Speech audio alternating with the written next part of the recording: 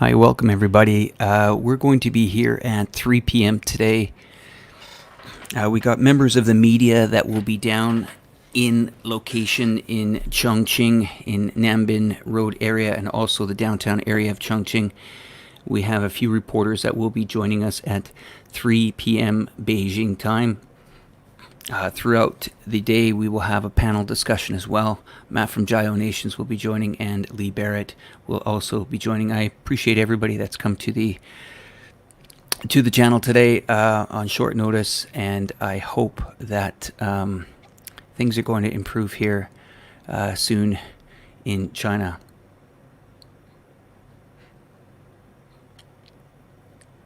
Just want to say hello to a few people that I recognize in the chat feed. Thank you very much for coming by.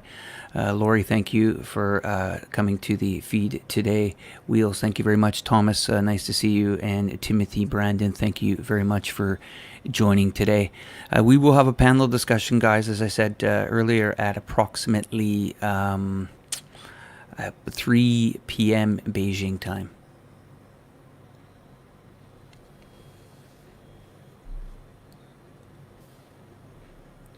What you're seeing on the cameras now are live feeds from Chongqing area. You can see the two bridges that we have here. These are live camera feeds that we've plugged into.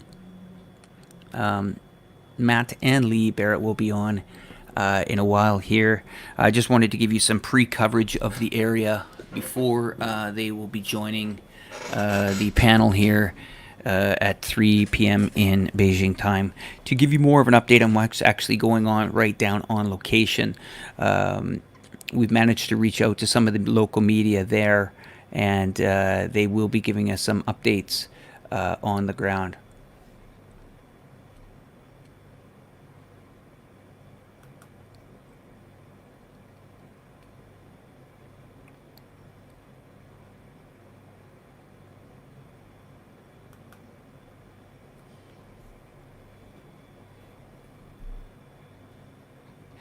If you have any questions, please ask them in our chat box there. We have decided today to suspend our super chat and disabled our monetization due to no interruptions throughout the broadcasting here today.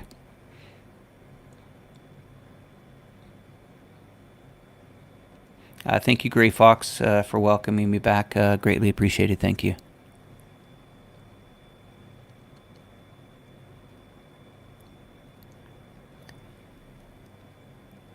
We will have more videos coming up here at about 3 o'clock.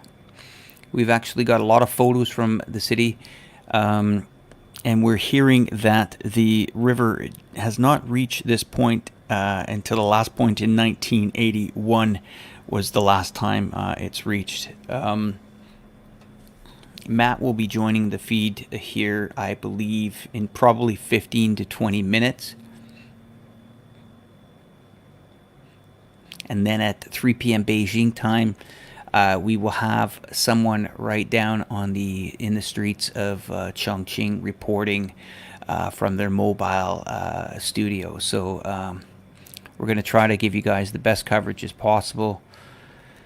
We're hearing a few things that the riverbank could peak here maybe sometime about 4 p.m. tomorrow. But that's speculation at this time, so we will continue to try to get more news out of Chongqing. Sometimes throughout the broadcast you will see a couple of the cameras go offline. That is, they'll be positioning in different locations as well. But we've already got quite a bit of video footage and stuff ready for you guys to see here, so I appreciate that.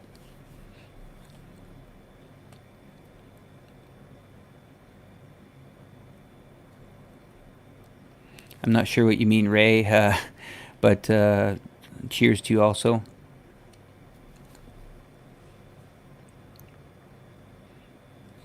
Thank you, Pierre. Ears slowly improving, trying to get up to speed with that, but thank you anyway. We're going to wait for the other Nanbin camera to come back live to us. We are sharing feeds. These are actually live feeds. They are not recorded. They are live. We will have a couple of more, we'll call it commentators coming in here a little bit later to kind of let you guys know a little bit more what is going on in Chongqing. We reached out to the media there yesterday and asked them about the situation. We have seen some flooding in certain areas that when I was there visiting Chongqing, yeah, it's pretty hard to see, but we've got some photos to show you guys. So hopefully you guys are going to stick around and be here at 3 o'clock. I just spoke to Matt briefly. He's going to be on with his channel as well here. So just bear with us while we get everything going here, okay? Just one moment, one moment.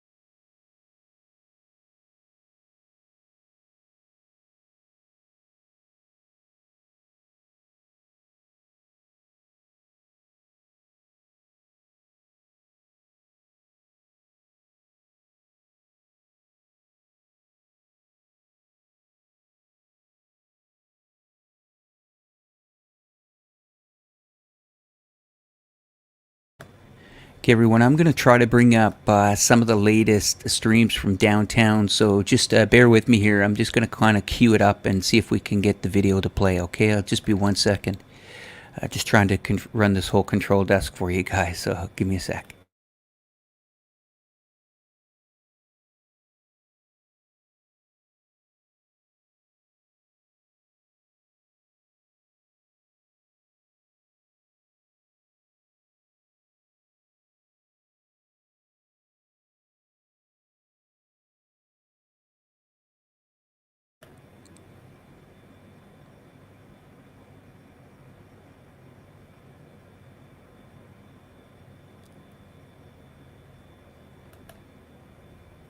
So here's a clip. I'm going to try to bring a clip into the show, guys, so you can see what's going on here. Here we go. Let's see. Okay, we're on the subway now, and most of the citizens are talking about the flood, and all of them are taking pictures and filming around. Yeah.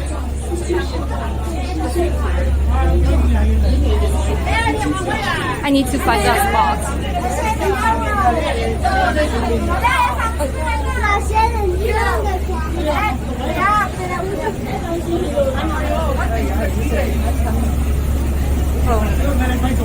We're heading.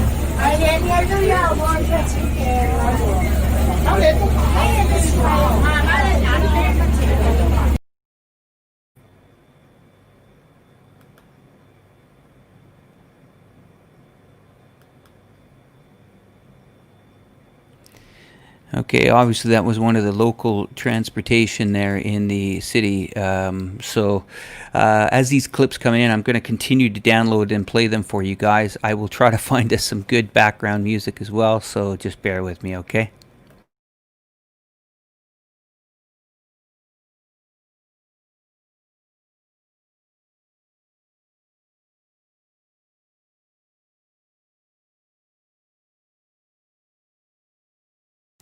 And these are videos coming out of Chongqing from approximately, what you're seeing on the screen now is live videos, but the ones where we go full screen, these are being sent in from the media team that is down in location in Chongqing. So I'm just navigating it right now. As they come into my phone, I'll be uploading them so that you guys can see what's happening live on location.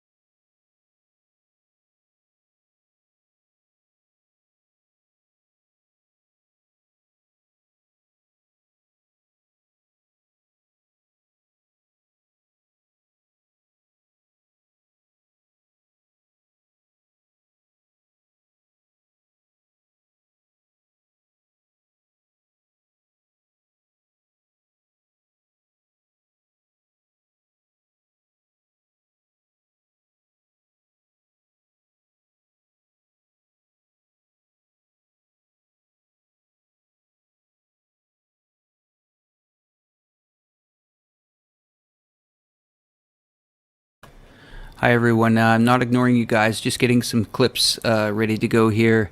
Am I back in Chongqing? No, I am not back in Chongqing, but we do have some live cameras from Chongqing, and we actually have live footage throughout the day here and night, wherever you are. I appreciate everybody joining. We will have a panel discussion here at 3 p.m. today, as we feel that it's important to show you what's going on location.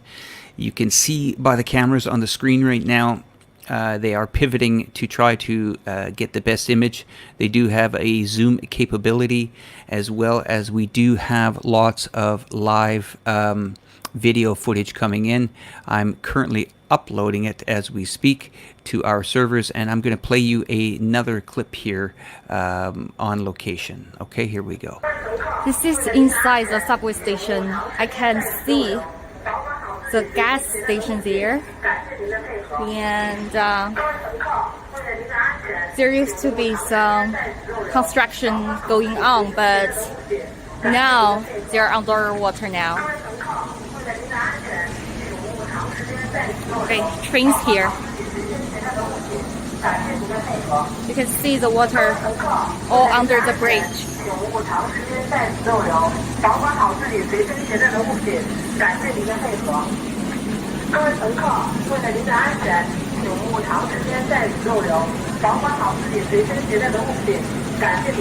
Okay, we're just waiting for the next train to Jialing Bay.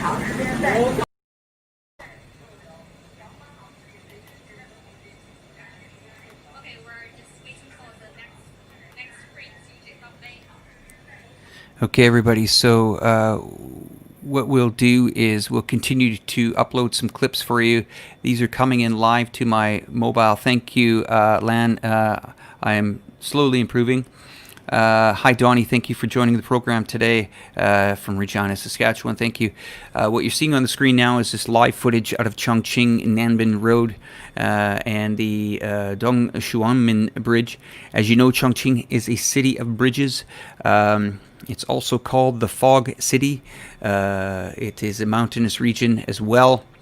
There are anywhere from, depending on where you start to calculate, but somewhere from in the local Chongqing area, from 4,500 bridges to approximately in the other districts, almost 17,000. We will be joined by a panel here shortly. I'm going to continue to play you live clips as they come in to my mobile, and we will play another clip now if you guys don't mind. I will go to the clips.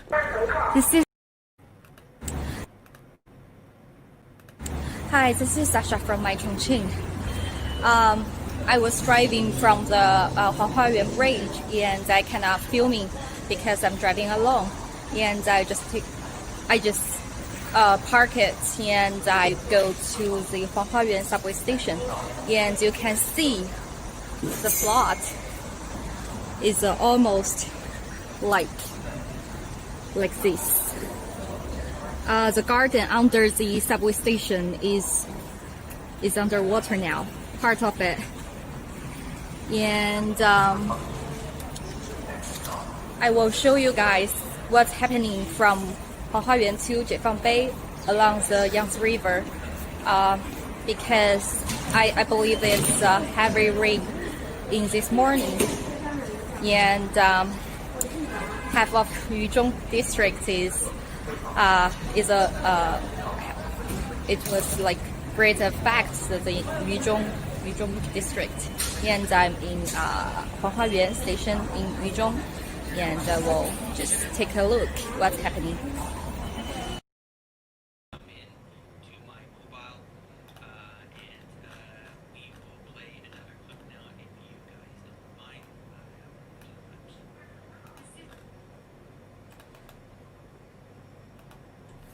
Okay, guys, we're going to be adding some more footage here for you, and just in 1 second, I'm just going to locate us back to the streams here that are in Chongqing. We have the live streams back on the screen, and we will also be adding some clips as they come into the mobile here, so just bear with us while we collect all the video footage that is coming in from Chongqing live today. I will try to find you guys some music for the background if you guys asked for it. I appreciate that. I'm sure that you don't want to hear me talking all day here, but we will do our best, okay? All right, so we're going to just get the feed back. Just give us a moment here, and we will get the feedback, doing our best to find it.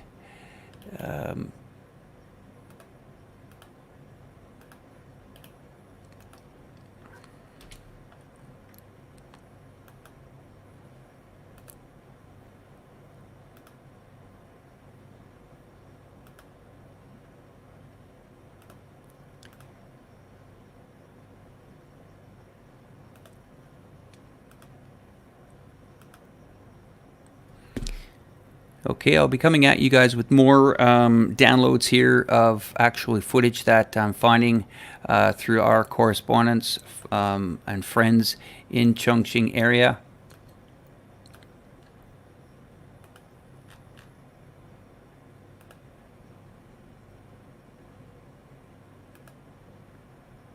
I've just got a really big footage coming in here. I'm going to download it for you guys. If you guys can just bear with me.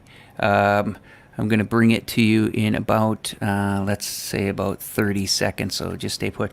I appreciate you guys joining the chat today. I know this was no warning for me to come online and do a stream with you guys today, but we're doing our best here. I appreciate all you guys watching the live stream. I'm going to bring up another video, and this one is a shot down by the riverbanks here, so it's... yeah, it's the level of water is definitely moving. That is for certain. Okay, guys, just give me another minute and I'll come back.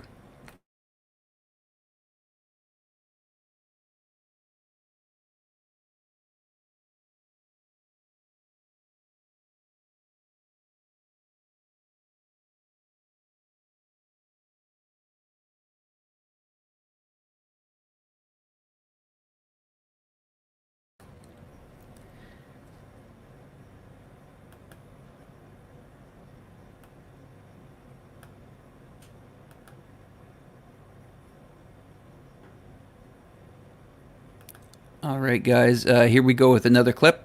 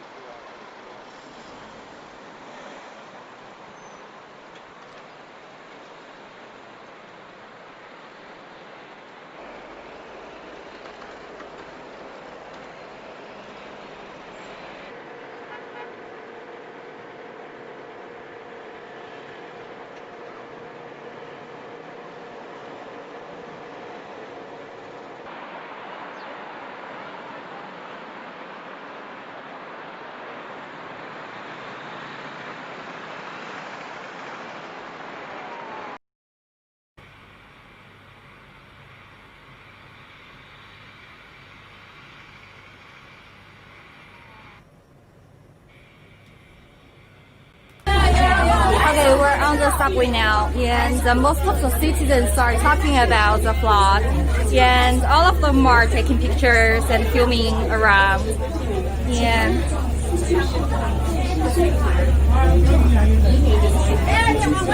I need to find a spot.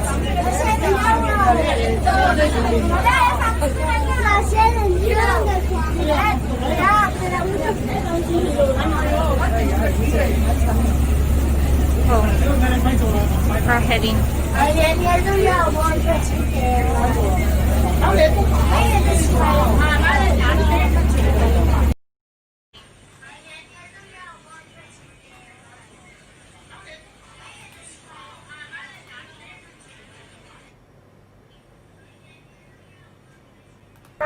This is inside the subway station. I can see the gas station there, and there used to be some construction going on, but now they're underwater now. Okay, trains here. You can see the water all under the bridge. 请勿长时间在此逗留，保管好自己随身携带的物品，感谢您的配合。各位乘客，为了您的安全，请勿长时间在此逗留，保管好自己随身携带的物品，感谢您的配合。Okay, we're just waiting for the next train to Jialing Bay.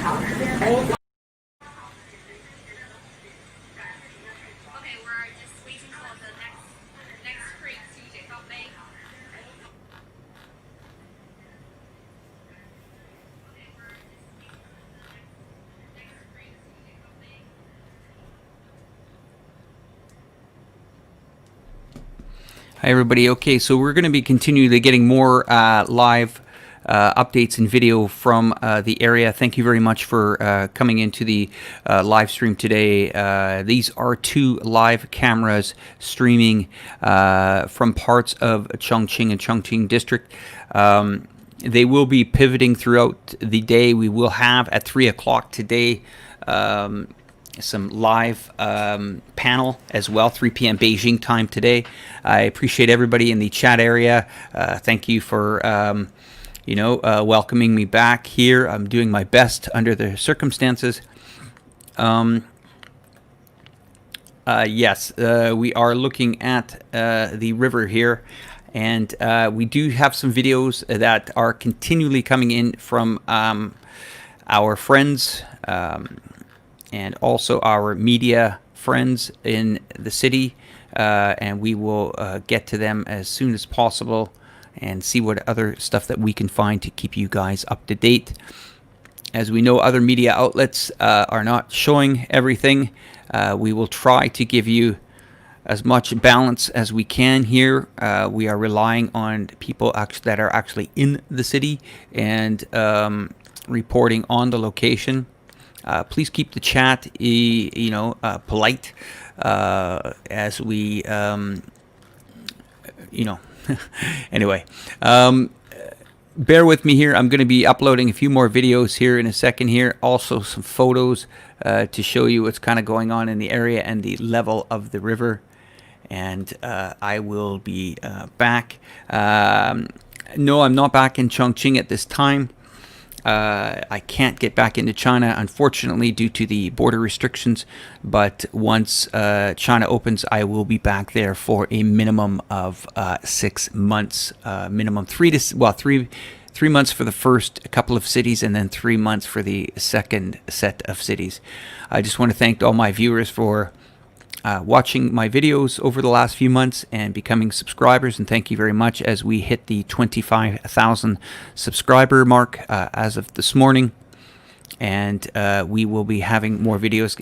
So some of you guys that just joined us, I'm just going to play you a couple more of the clips that have come in so far, and we will try to upload some more for you guys here shortly.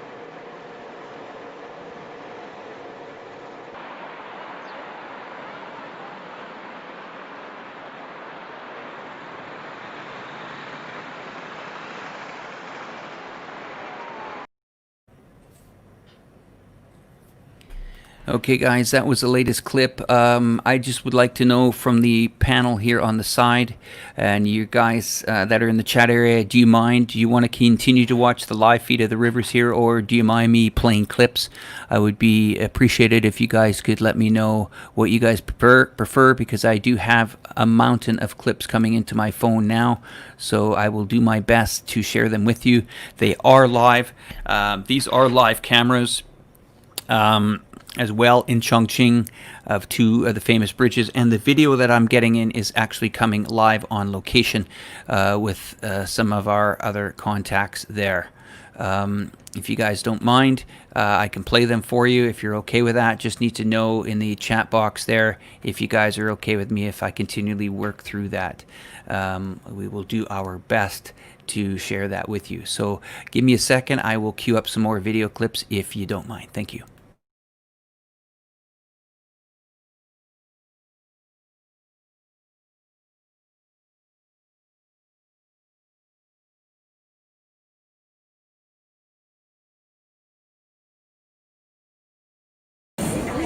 Hi, this is the ninth floor, I believe, in Hongyadong.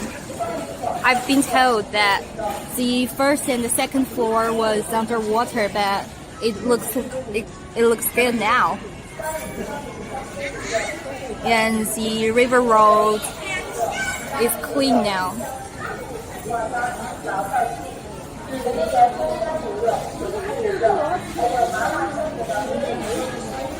And we'll take the elevator down to the floor as lower as I can. Let me see this side.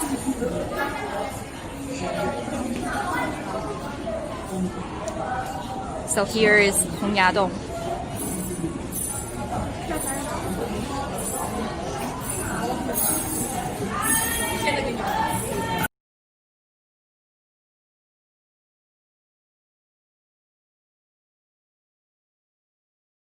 Hongyadong just looks the same, and the businesses, all the stores on this floor are open normally. So I will just take stairs down and to see if I can get to the lower floors.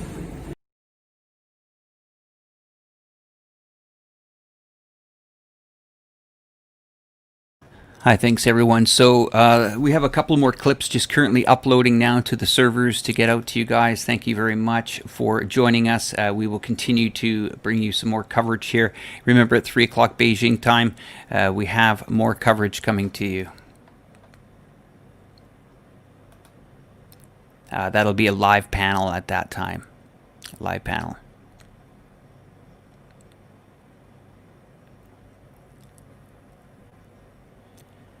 Thank you very much to the followers, to the live stream. Yes, Stefan, I will do that. I've got a couple more clips, guys. I'm going to play for you guys, so just stay put. And here we go. Here's another this clip is the for you. fourth floor of Hongyadong. It's a food street. It looks all the same as normal, so it doesn't affect by the floods that much. Only first floor and the second floor may be affected by the floods and all blocked right now. But the elevator is not running, so fewer tourists here.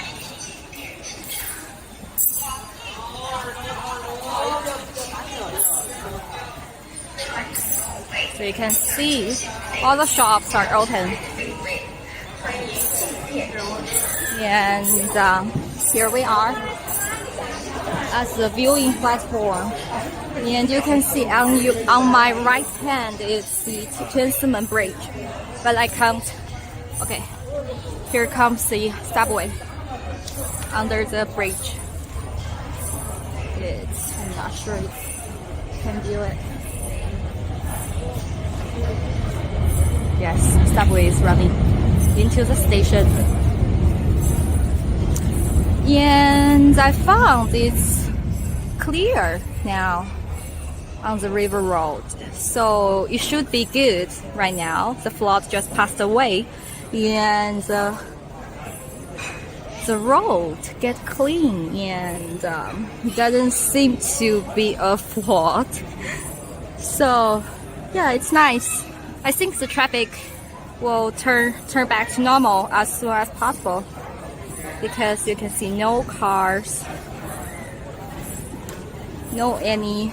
Okay, here we are. They are transferred their furniture back to the shop, I believe.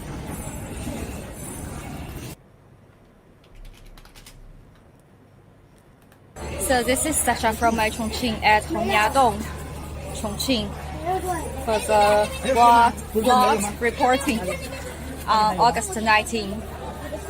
And all I found is the flood is still coming.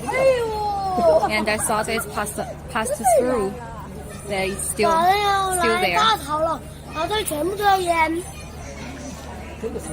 there. Hope these shops in Hongyadong can be turned back to normal. And I think the flood will pass at this evening or tomorrow. So stay tuned with us, and we will on the live stream this afternoon later in Nan'an. And where Nan'an is where we can see the two rivers, the junction of two rivers, Yangtze River and Jialing River, and to see the more views of the flood in downtown Chongqing.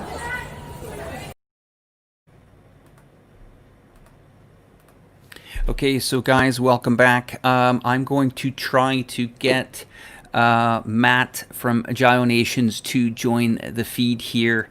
It's 2:04 PM Beijing Time in China. Thank you very much for joining us, Mr. Patrick Lancaster. Greatly appreciated that you come here. I'm going to play a couple more clips for you guys. The last one there was very worrying.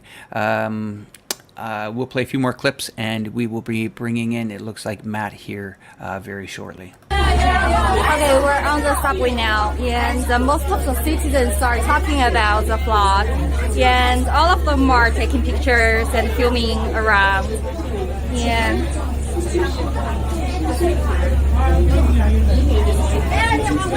I need to find a spot.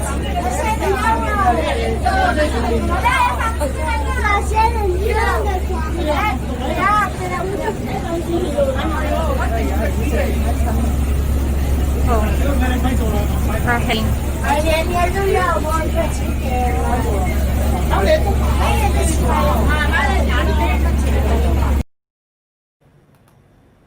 Okay, everybody, I'm just going to be queuing up a few more clips here, and as I said, Matt from Jialing Nation should be joining us soon. I'm just going to continue to play some clips till he comes on the camera here.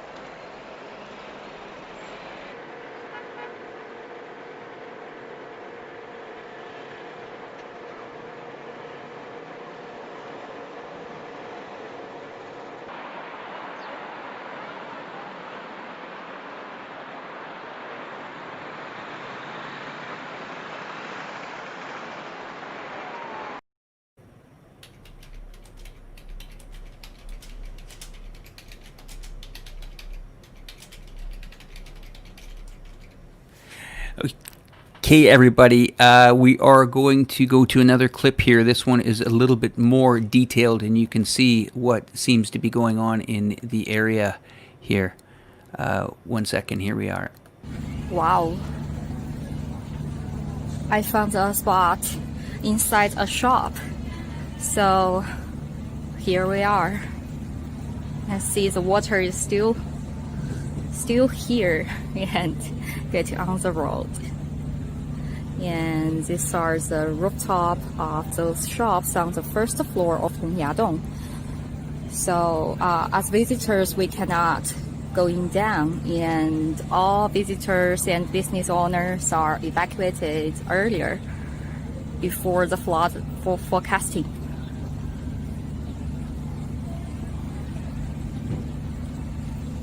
Yeah, that's incredible.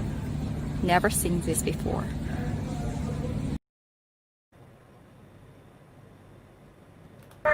This is inside the subway station. I can see the gas station there, and there used to be some construction going on, but now they're underwater now. Okay, trains here. You can see the water all under the bridge. 永勿长时间在此逗留，保管好自己随身携带的物品，感谢您的配合。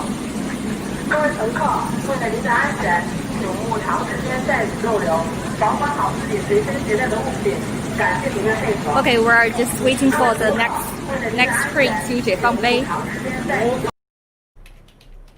So everybody, I'm going to be bringing Matt from Jialing Nations on to the panel here in a few moments. So I appreciate everybody sticking around here. You can see the live footage that we have from Chongqing. This is live footage. As you can see, the footage and the cameras have the capability of some panoramic. So we will be going to a full panel here at 3 p.m. Beijing time. Don't want to say a full panel, but there'll be a few of us on the panel, and Jialing Nations Matt will be telling us more of the latest situation in Chongqing and what's been going on. As you can see from some of those latest clips there, it's a bit worrying at this time. I have another clip that I'm now just downloading as we speak.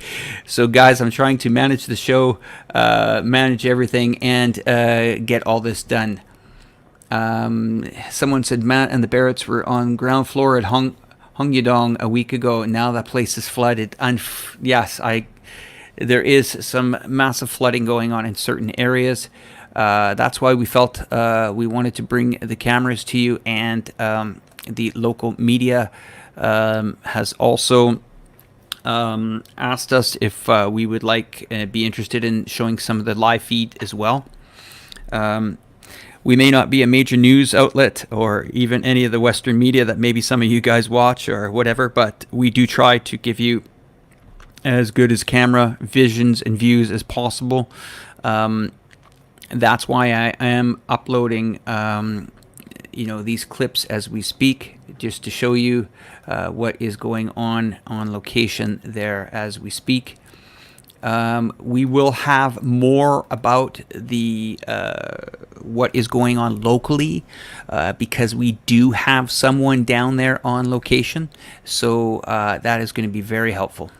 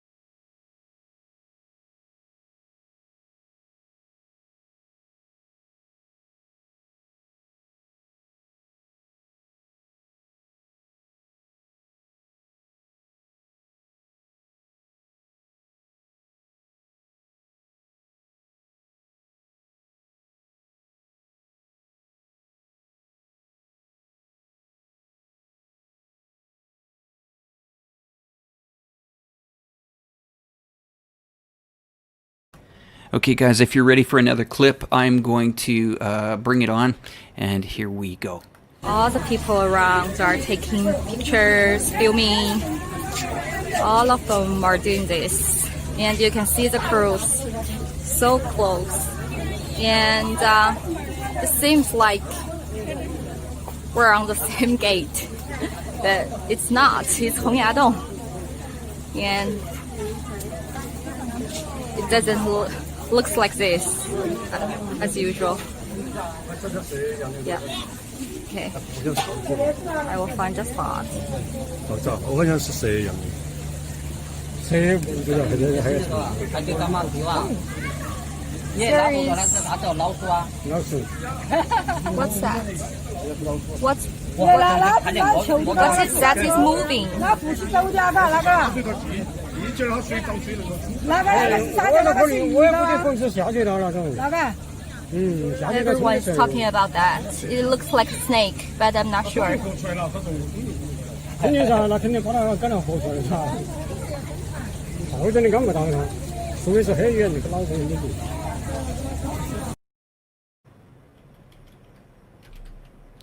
Hi guys. Okay, so just going to be trying. I know I promised to bring Matt from Jialing Nations in here. I will do it in a moment. Just communicating.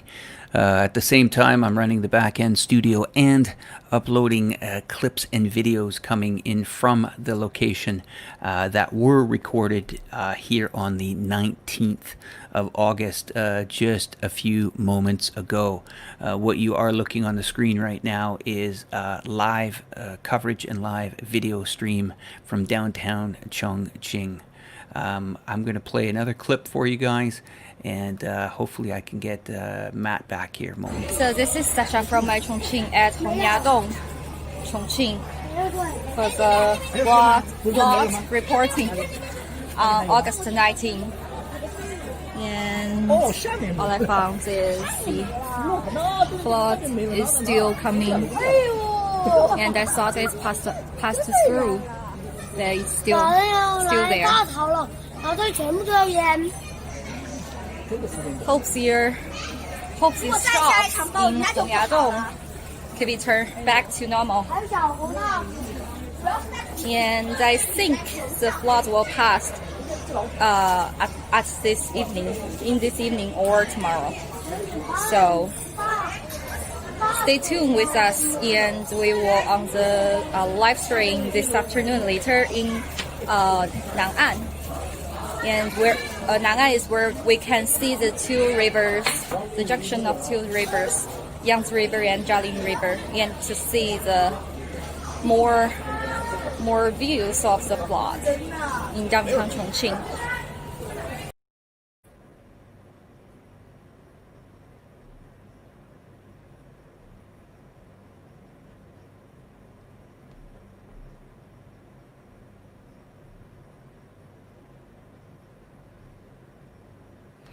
Okay, guys, welcome back.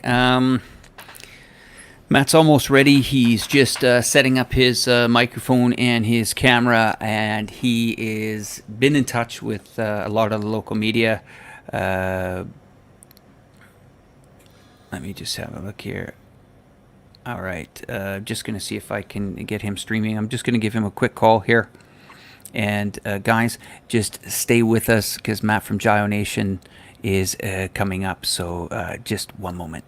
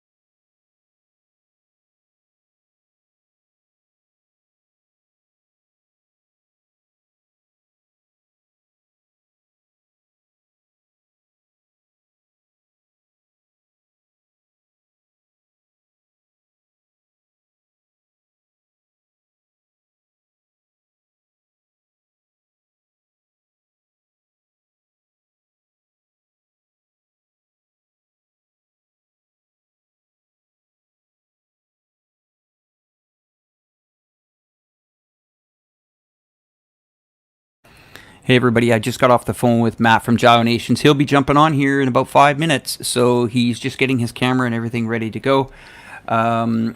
Thank you very much, Dragonfly, for joining, and everyone else.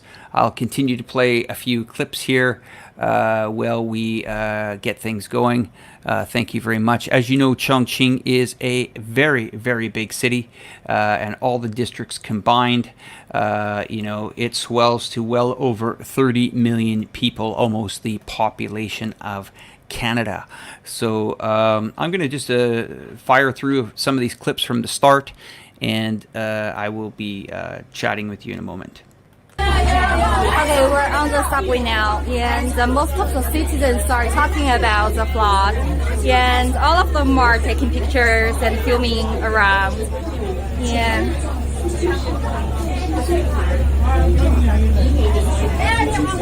I need to find a spot.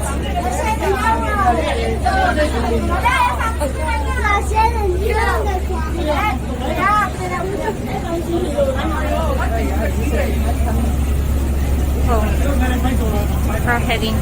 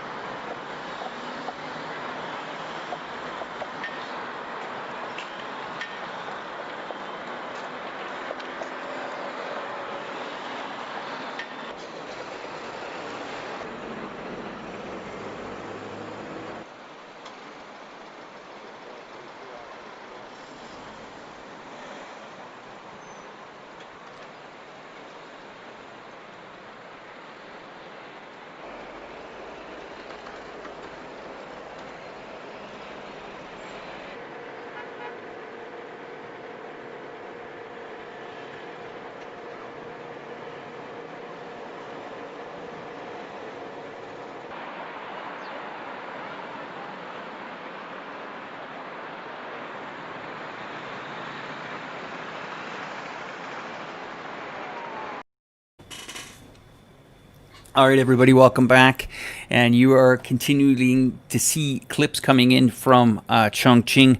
We do have a reporter called Sasha from iChongqing. She says she's going to be a few minutes. Traffic situation has changed in the Nambin Road, obviously, as it's all blocked off at this time. She will be here live on location to give you guys a very, very big heads up on what's going on there. You are correct. Due to the heavy rain the last 3 days, this upstreams are like Chongqing, Chengdu, and all other parts of the Sichuan flooded at least since 16/8. Correct. Correct on that. Thank you very much for everybody joining the stream. I know it was an impromptu and we just decided to go live without any warning, but we are doing our best. So we've been playing a few clips and images. As you can see, some of the camera angles on the screen there are pivoting from left to right. The Chongqing-Nambing Road, which is definitely underwater here in the Yangtze River bank. As you can see on the photo on the left or on the right side there, you can see how the water has gone over the banks. There's a lot of hotels in that area. There's the Sheraton. We have some photos from that earlier. Apparently, we're hearing that the lobby of the Sheraton is flooded. It's quite incredible footage right now. We will play some more clips for you, but be rest assured we will try to do the best as possible. As I'm telling you, at 3 p.m. today, a panel discussion will be here. We do have reporters live in Chongqing to see that, and Jiao Nations will be joining the stream here in a few moments, so you can ask all the questions that you want from him and his latest trip to Chongqing as well. If you don't mind, I'm just going to play some clips for some of the viewers that have just joined us. Hi, this is the ninth floor, I believe, in Hongyadong. I've been told that the first and the second floor was underwater, but it looks good now. And the river road is clean now.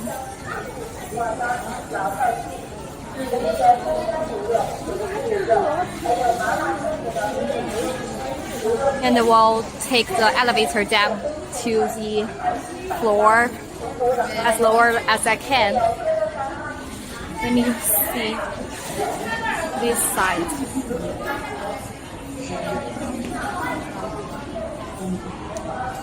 So here is Hongyadong.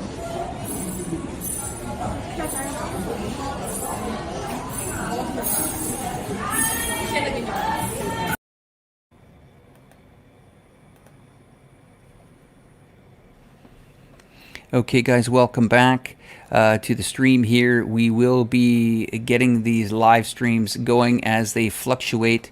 Do not leave this feed at all. I have Matt from Jiao Nations coming in here as well. We're just going to show you guys a few more clips here, and we will then continue to be live. Wow. I found a spot inside a shop. So here we are. And see, the water is still here and getting on the road. And these are the rooftop of those shops on the first floor of Hongyadong. So as visitors, we cannot going down, and all visitors and business owners are evacuated earlier before the flood forecasting.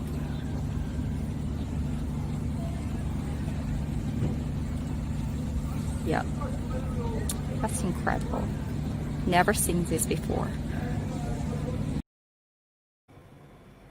Okay, so thank you guys for coming back here. I'm going to go now to the cameras, and thank you for joining us and continuing to watch the live stream here from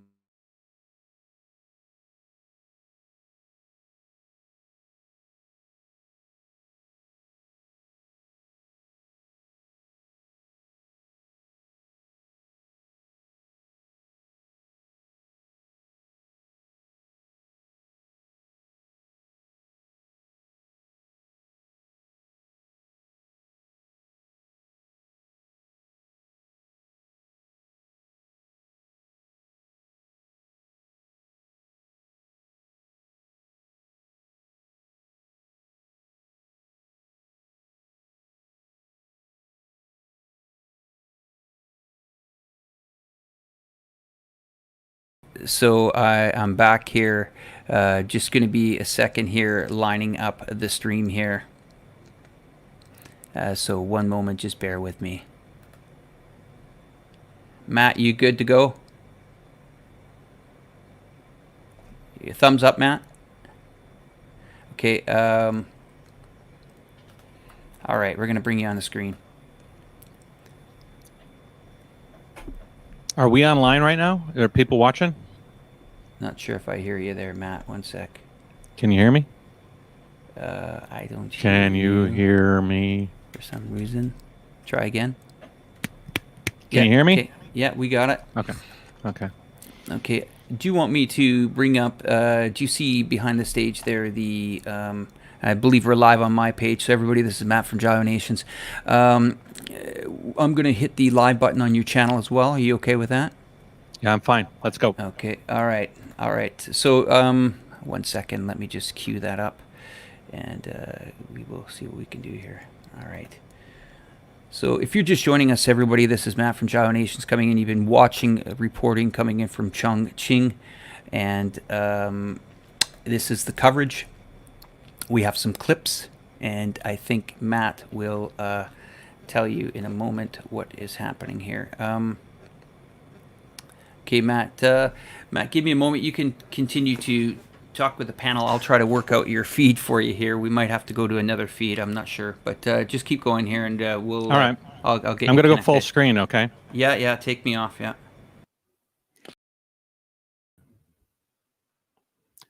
Hey, everybody. How's it going? Those of you just joining or watching, we are live streaming from China. I'm in a city called Ningbo that is south of Shanghai by a few hours by fast train. And it's quite a distance from a city called Chongqing. I actually visited Chongqing recently. I also took a side trip and visited the Three Gorges Dam. And in doing so, I made friends, and I was able to see the flooding that happened in July and kind of understand some context or the remnants of the flooding.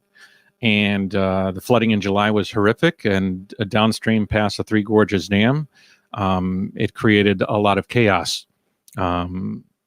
Unfortunately, last night, we started receiving pictures and information regarding what's happening now. And what's happening now in that area is quite chaotic. If Alex hasn't shown you, I will show you a few clips here. All the people around are taking pictures, filming. All of them are doing this. And you can see the crews so close. And it seems like we're on the same gate. But it's not. It's Hongyadong. And it doesn't looks like this as usual. Yeah. Okay. I will find the spot. 我好像是蛇一样的，蛇不知道还有什么它就干嘛皮哇？耶，拿不着那个啥叫老鼠啊？老鼠。 What's that? What's 那 is that is moving? 那夫妻走家吧，那个一见它水涨水那个。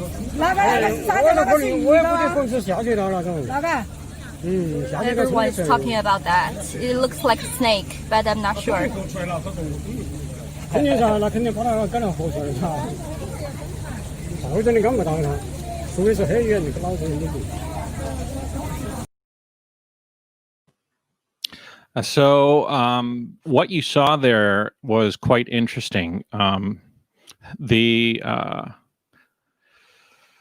The Hongyadong is an area of Chongqing where if you were looking at the place where she was standing, there's an area way below that. You could see the railing that was peeking out from the water line. Underneath that railing was normally a gap of space that was about 4 meters from the water line. To give you some context, it is an extremely aggressive flooding situation. I was there just recently, and so I am working in the back end. I apologize for a bit of the haphazardness. What was happening is last night we heard that there was flooding. We were getting pictures from all of our friends in Chongqing and in the surrounding area, and as that information was coming in, we all kind of said, wow, this looks bad, because it's obviously it's moving downriver. It's going to create a lot of serious problems downriver, no matter what.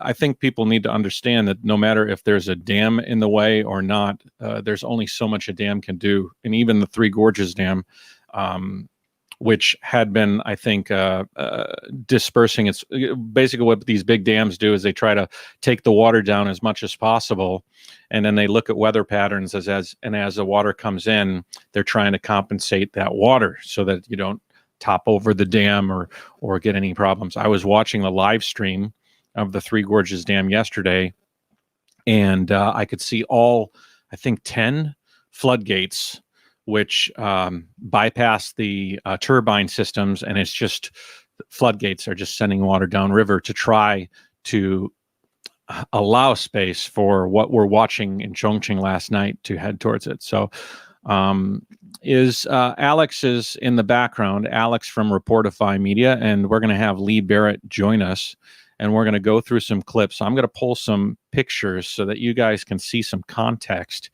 of exactly what's going on there, and we'll basically sort of walk through what's going on and talk to people on the ground. Alex, do we have anybody from Chongqing that we're all gonna jump on and do this at 3:00? So we were all planning to come together at 3:00. Hi, Matt. Thank you.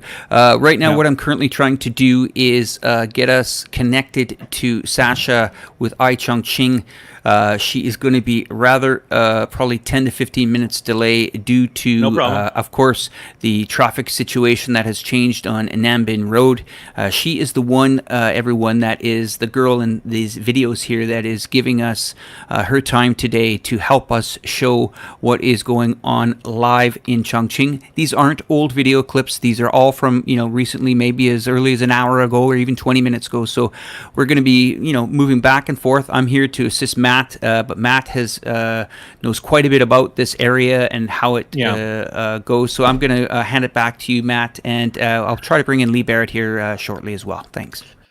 Alex, I'm going to be sending you some pictures and stuff. Can you set them up in the back end just so that you could Yep. get ready to play them? Fire away for me. Thanks, man. Yeah. So, okay. Now, I was at the Three Gorges Dam. I'm going to throw a picture to Alex so that you can see what the dam looked like just a few weeks ago. I wanted to go to the dam because it's been in the news.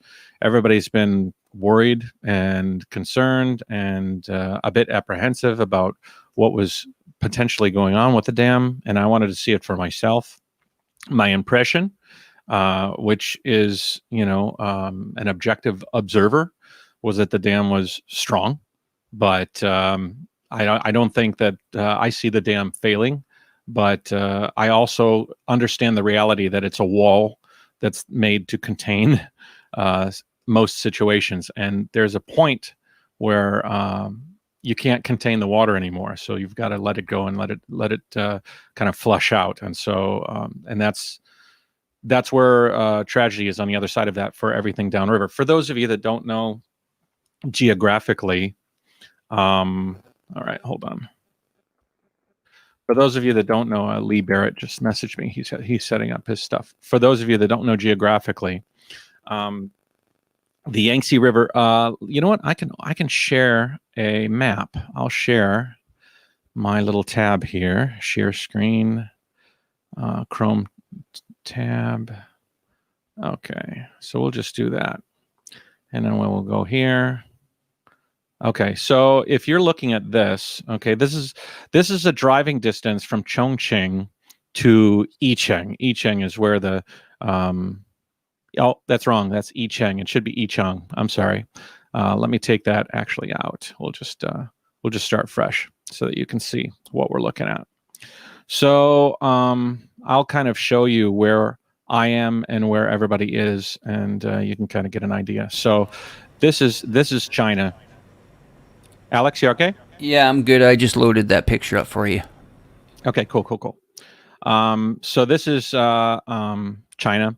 The little hearts there above the word Zhejiang on the right side of the screen. That's where I am right now. And if you hear a little chirping sound, I have two guinea pigs that are now wanting to be part of the live stream. So I might introduce them to you for some levity in a little bit after we get through this. Anyways, and you can see the distance from those hearts to let's see here, Chongqing, which is more in the that section is Chongqing. So that is where people are talking to us, or will be talking to us around 3:00. Chongqing is a very, very big city. Hey, Lee's here. Let's add him in. Hiya, Matt. Can you hear me? Hey, Lee, how's it going, buddy? I can hear you okay.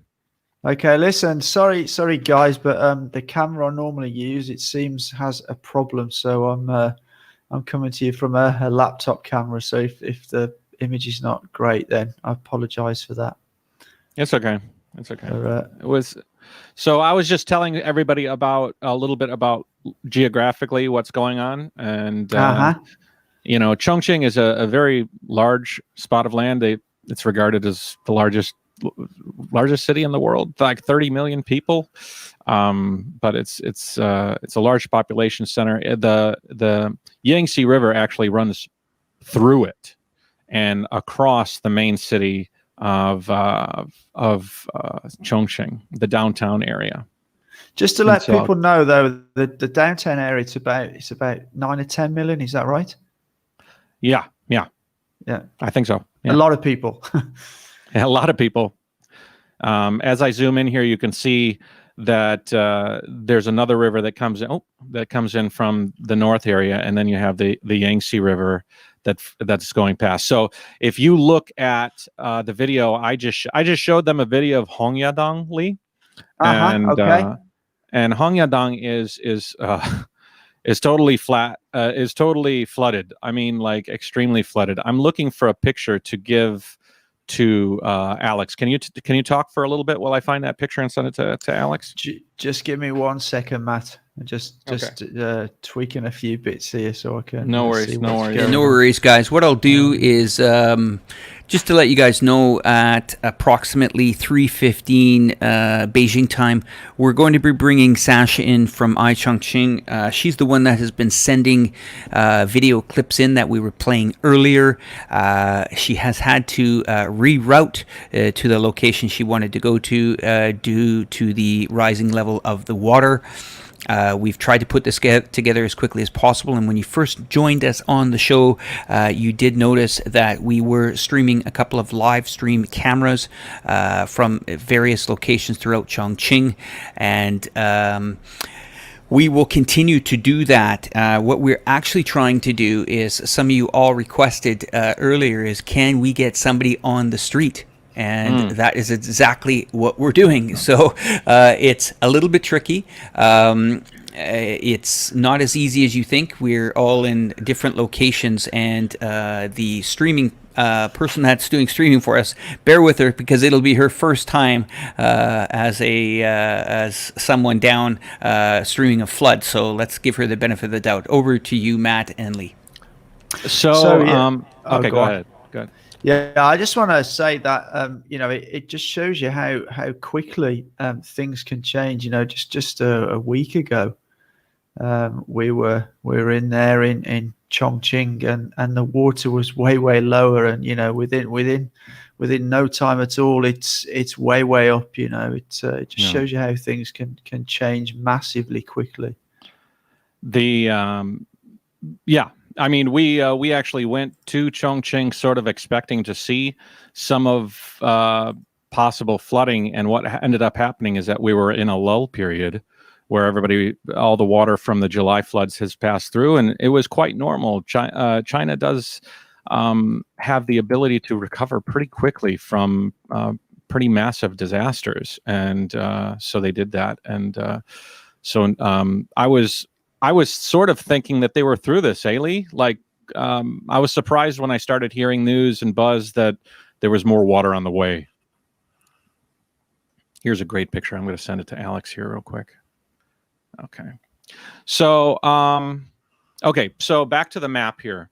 So the Yangtze is one of the largest rivers in the world, the largest river in Asia, and it's rain-fed. A lot of the water that feeds the Yangtze River comes over from the Indian Ocean, and whether it's due to climate change or just just crazy weather conditions, it's gone quite extreme, and it has inundated the river. The problem and the special traits of the Yangtze River is that you have let me actually move this map out so you can kind of get an idea. So where Chongqing is, it's right in the middle. If you look at that, if you can kind of see that blue line there, you can see it all the way over to the mountains is where it starts, and then it starts cruising across the country. And as it cruises across the country, rain will fall, it will build up, and then that pile, that wave will move forward, and more rain will drop, and more rain will drop because the weather systems sort of move along with it. And so you can't get reprieve. It's not like the rain is in one spot and then it's just sort of feeding the river. It's like you have this massive, almost like a tsunami in a lot of respects, and it's cruising. It cruised past Chongqing last night.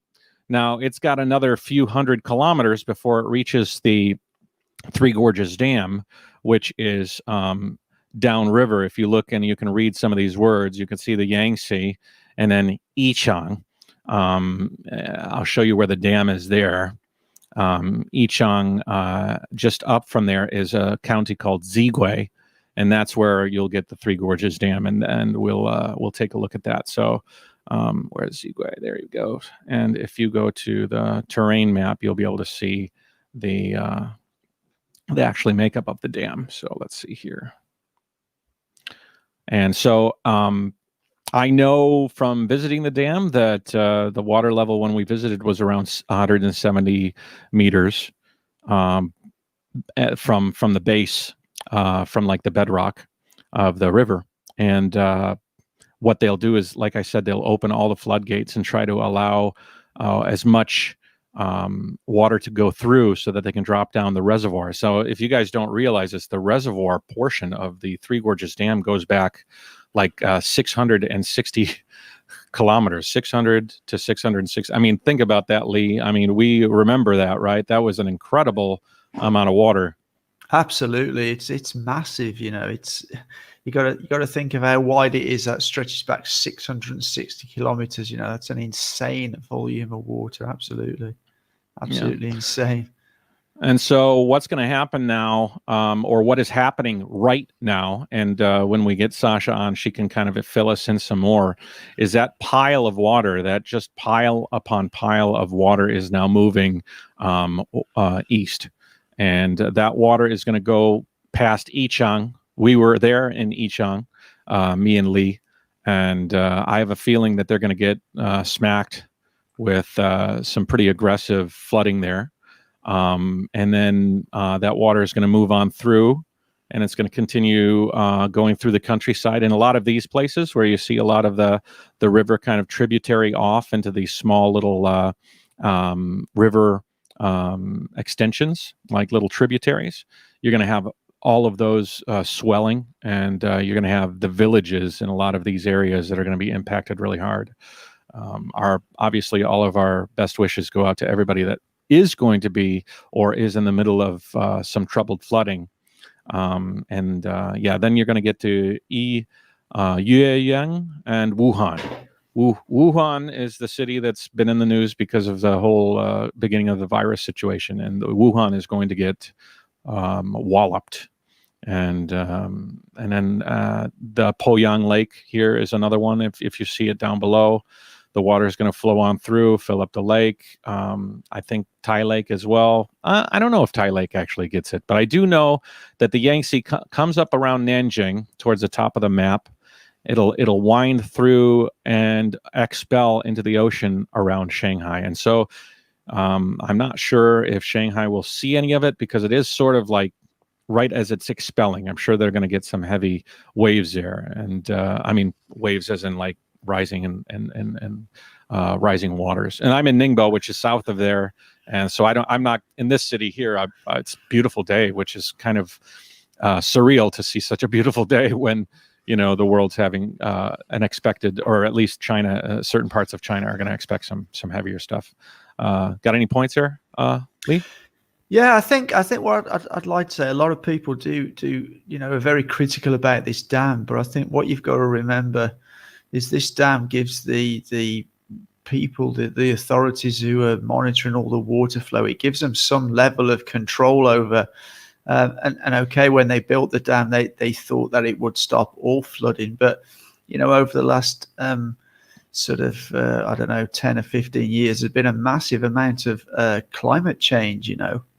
Yeah, and and that's obviously affecting things. But I do, you know, we can see there's places getting flooded, and it's a really bad thing. You know, I think you mentioned in a video recently there's not a good flood. Well, of course there's not a good flood. However, it does allow them to control it. It allows them to have more time to get people evacuated, because they do have a level of control over the flow of water having that dam. And, you know, unfortunately, I was speaking to my partner about this yesterday. And I says, look, it's risky, but you know, they have to sacrifice some parts to save other parts. And sometimes you have to sacrifice sort of smaller villages and towns to protect the larger, bigger cities. You know, it's kind of, it's sad in a way, but it's kind of, somebody has to make that decision. Do we flood 10,000 people, or do we flood 10 million people? And, you know, unfortunately, somewhere's got to flood. There's just too much water, and nobody can control the weather, you know. So it's just, and if you look back, I think Matt, you did a bit of looking at some of the historical floods, and many people died in those floods before that dam was built. Is that right? Well, I mean, there's a situation with China, right? I mean, you're feeding a massive amount of people, and where do you put the farms? You put the farms right next to the river, because you want to have an easy access to all that fresh water. And so historically, especially in old China, there was communities that were built on the riverbanks, and the Yangtze has, I mean, I have a feeling that what's coming down the river right now is pretty historic. It might even be record breaking. I don't want to make any bombastic claims, but it seems that way from the pictures that we've seen. But in history, when there was no dams, what you had was everybody expected to get wiped out every year, every couple of years, every century. You'd have people that would be set up along the river, you know, hundreds of thousands of dead, and entire crops wiped out. And it was just, how do we stem this? How do we stop this? Can we control this? And then you kind of had these situations historically where the leaders at the time in all the different dynasties used to say, he who controls the river controls the power. And so, you know, these people would build these massive dams, and they would say, that is, I am taking care of my countrymen. I am building these dams. And so you had all of these people building this huge dam. I mean, there's like 22,000 dams in China that are over 15 meters tall. I mean, that's an incredible amount of attempts to control, but it doesn't matter how big a dam is, enough water, and you're going to have to release it downstream. And I think that, I have a feeling we'll be seeing reports of situations of that coming up really soon. Mm-hmm. Yeah, I think there's going to be a lot more flooding before this is over, as that peak works its way down the river. That's for sure. This is a picture. I have one with actually Lee and Ollie, but this one, you know, you can see when we went to the dam, it was quite a beautiful day, eh? It was a pretty nice day. It was a lovely day, and you know, the river was totally at a different level on at that time, wasn't it? You know, there was a couple of smaller gates on the dam open, but the river was higher than normal, but it wasn't massively high. I mean, it just shows you the volume of water that can accumulate in such a short time. I'm just trying to work a couple of wiggles out here I've got on my end. So no worries. Excuse me for a minute. I'll talk. So if you look at this dam, you can see the section right above my head. Each one of those vertical slides is a floodgate. Now you can see the one on the left and the right are open, and then there's one right off to the left side of my head that's open. You can see I think I remember there's about 15 of them that are capable of being opened. And I looked at the live stream yesterday, and all of them were open. And what that, I mean, I don't know, Lee's working on his thing, but I was wondering what you think the condition is there, because when we were I was standing on that railing right there, and what it kind of the outdoor temperature when you weren't in front of that gate, which is where I'm standing right now, was quite hot, like blazing hot, like like sweating my cojones off.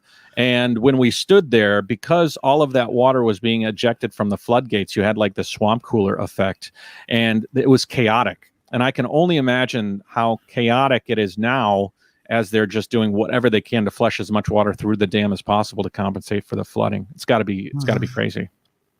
So, well, I just wonder whether they're flushing the water through to maintain their level on the other side, or whether they're sort of flushing it through to empty it because they know there's a big surge on the way. Because I think Ollie was in Chengdu, and the last week he's back in Shenzhen now, but he was saying they had an awful lot of rain when they were there. An awful lot of rain. So I don't know if they're expecting a lot more water into that reservoir and they're running it down, to before that other surge comes in, or whether there's so much water coming in they're just trying to keep it flowing through.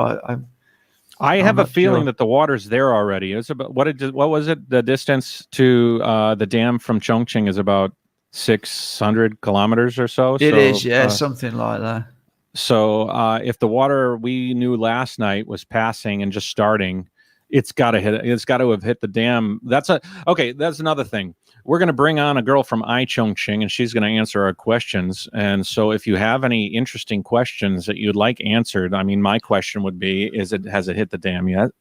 I have a question of how do people downstream get warned of the impending flood. I also have a question. Me and Lee were talking about parking lots. I mean, there must be every parking lot in the city is now flooded, at least underground parking lot. And I wonder where all those cars have gone. Yeah, I just something else. That is a really interesting one. But something else I'd like to sort of ask is how much warning did the people get in Chongqing? Because I spoke to my partner last night, and I'm talking to her about issues.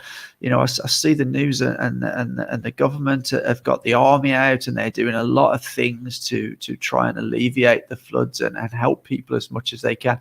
They obviously realize places are going to flood, but it'd be interesting because I think some people outside China, I mean, I saw a lot of stuff that they says, they just secretly opened up the gates on the dam and just flooded everybody and nobody was aware. And I don't get that. I don't think that's the case at all. I think they're quite well prepared, and I think maybe we can bring up that clip later where there's those like floating pavements that people are walking across. So I do think there is a lot of preparation for this. I don't think they just. I'm sorry, Lee. I just got an update. That's I apologize. Okay. Annie just messaged me. Annie's my wife, and she's actually in the other room. And she sent me a message in Chinese. I'm going to translate it from Google. Report from the front. The Three Gorges Dam ushered in the biggest flood since construction of the reservoir. At 10 o'clock on August 19th, 69,500 cubic meters per second was stored in the reservoir, and 47,400 cubic meters a second was sent out of the reservoir. 10 holes open today. That means the 10 floodgates, I'm guessing. May the flood peaks of Chongqing, Sichuan pass through the border quickly. So that's a pretty interesting telling, eh? It is, yeah. I mean, I can't get those amounts of water in my head because when you talk about these sort of millions of cubic meters or thousands of cubic meters, it's hard to actually have an idea how much water that is. But what I do know is I think this has been the largest amount of water that's hit Chongqing since 1981. Yeah. So, obviously it's like in any country, when they build a road, I remember them building the M25 in the UK. And when they started that project, this is going to be fine for, the next 30 years. By the time they'd completed building it, it was already being used over capacity because, the change in the time they were building. And I think that's sort of something what's happened with the dam, back when they started building that dam and when the project was conceived, they probably had no idea that the climate was going to change as much as it had. I mean, this year in China, there has been a huge amount of rainfall compared to a normal year, you know, absolutely massively more. And strangely, you know, I got woke in the night here. We were in the middle of high winds and torrential rain. And this is like, what, August? You know, it's that things are changing massively. And I just want to relate that back to when I grew up in the UK, some sort of 40 plus years ago now. I always remember we'd have a very dry, hot summer. We'd have a couple of thunderstorms throughout that time. We had a very, very dry, hot summer. And then we get into winter, and from about the sort of middle of November to the end of January, it'd be really, really cold. We'd get snow and there'd be ice on the ground for months. 40 years on, and it doesn't get as hot in the summer normally. It doesn't get as cold in the winter, but we have a huge amount of more rain than we ever used to get. And that just shows you that there is something with the climate going on. So when they constructed that dam in China, they probably had no idea that they were going to have to deal with as much water as they are having to deal with now. This is a picture of the what was that flood? When was that? 1980, 81. 81. Yeah. Just guys, I'm stepping in here just for a quick second.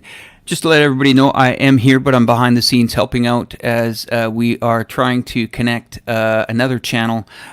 Chongqing will be joining this feed as well. The viewers will be joining this feed because they do also have a reporter that we're going to be talking to on location. So I am here, guys, but my my energy is needed behind the scenes because this is fast moving. So thank you for joining from my channel, and I'll hand it back to Matt and Lee. Thanks, guys. Annie sent me a little video of the dam. I think that's current, so I'll just play that.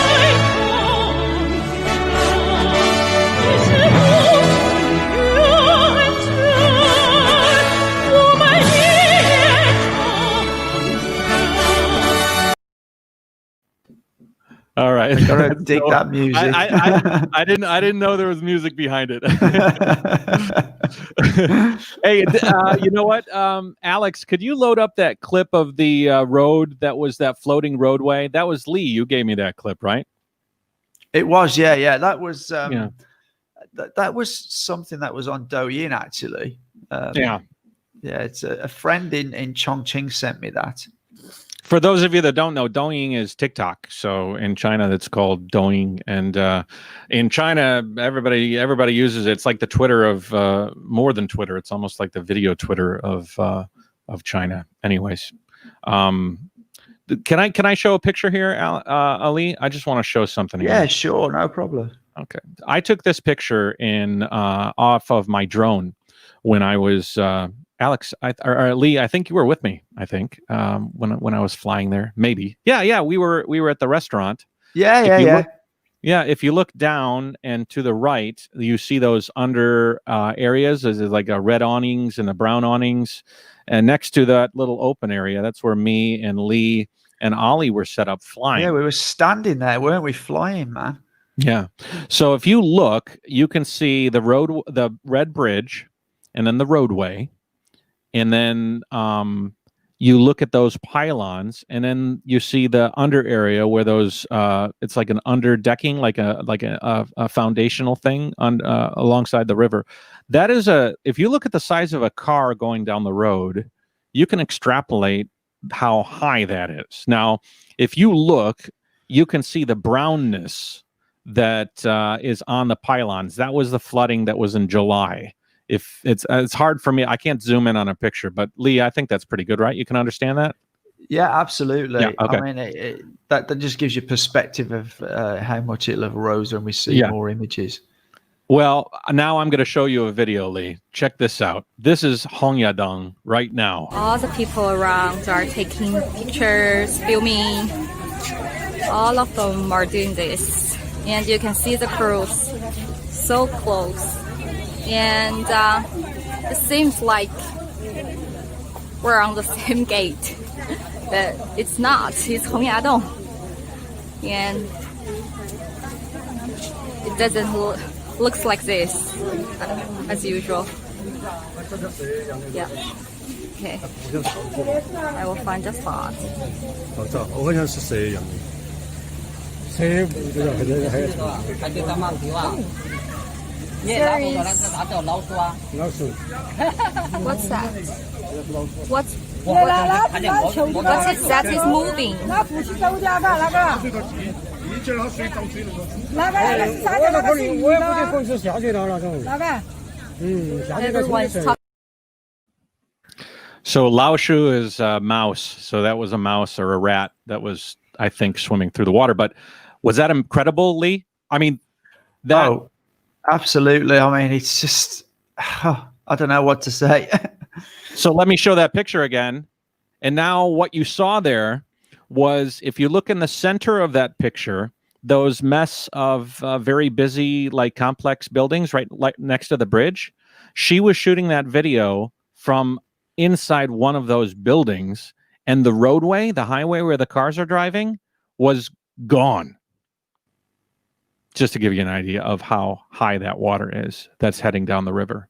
I mean, that is, wow, that's pretty crazy. It is. It is. It's it's amazing to say where we were standing.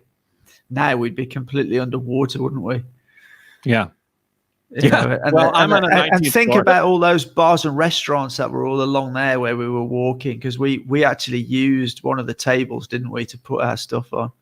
You know, a lot of all those bars, restaurants, food places.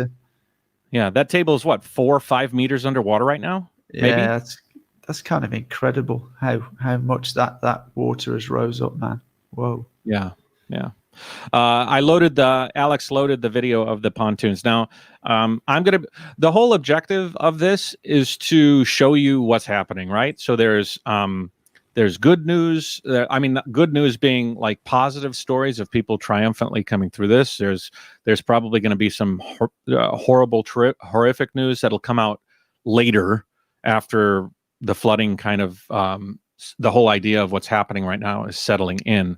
But, this was an interesting story. This is a clip that Lee sent me, and then you can describe it in a little bit, Lee. I'll play it right now.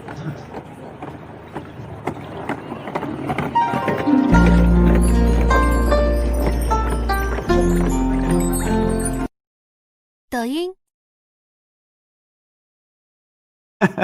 So this is kind of some kind of floating buoys, sort of floating. I don't know what would you call it, Matt? Floating. They're a floating dock. You see them a lot. Yeah, floating dock. Yeah. You see them a lot in the islands, because the waves are coming into the port, and then like the boats will pull up alongside the buoys. Yeah. Yeah, and they've just turned it into kind of pavement so people can walk across, and as you could see from there's people coming back with their shopping. They've been to the shop, so I think that's pretty ingenious. I mean, I will say, when I see floods, sometimes I've experienced a flood. I lived in a village in the UK which was flooded pretty badly a number of years ago. It didn't get as far as our house at the time because we were at the top of the hill, but it came sort of 3/4 of the way up our driveway. But some friends' houses down there, it was kind of up to the first floor. And, I think similar to the Chinese, the spirit, once the water had drained away, the whole village got behind it and got it all cleaned up. And within like 4 or 5 days, apart from the odd few bits and pieces, you wouldn't have even known there was a flood there. Yeah. And I think that's something you have to say about the Chinese. They tend to be people that will not keep complaining. Oh, we've been flooded. What are we going to do? What are we going to do? They accept it's happened. They move on and they get cleared up. And I think that's a really big thing here. They just don't dwell on it too much. They move forward. Right. Okay. This happened. We need to clear up and get on open again and what have you, Well, if you look at like they had flooding in July, they had gone through it, and so they were prepared and had that recent memory in their head. So I don't know the reason that I think that blue floating dock video is so interesting is because I'm not sure where that video is taken, but there's like rivers there. Normally, those docks are used for like out in the ocean where you have a lot of water coming in. So you can't necessarily build a solid dock because the tide is coming in and going down and all this stuff. So you have this floating dock. So I'm thinking that maybe there was a manufacturer of that dock component that was thinking, what can I do for my community? Let's make sure that when the flood gets here, when it does get here, that we're prepared. And so they set up this system so that when no matter how high the water goes, people are going to be able to access their community and get in and out. I think that's pretty ingenious, what they did. Yeah, it is. It is pretty cool, man. But the Chinese are pretty ingenious, to be honest. I've seen lots of stuff like this that they've done before, and they will continue to do it. I guess it's pretty cool. I got a bunch of stuff. Okay, go ahead. I just want to say thank you to the new audience that has joined us through the Facebook live feed at Chongqing. Thank you very much for that. Hello. And I'm now in touch with Sasha, so I will be back momentarily, guys, while I try to get her into the studio. Okay? Sure. Let's show some clips here. Sasha took some clips. I've got about 10 of them. Why don't we'll play them one at a time, Lee, and then we can kind of discuss. That's kind of cool. Yeah, let's go. Okay, so let's go. Okay, we're on the subway now, and most of the citizens are talking about the flood, and all of them are taking pictures and filming around. And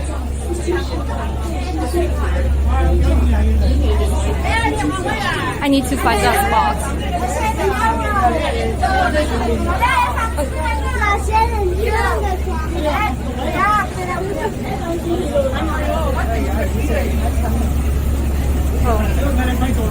We're heading.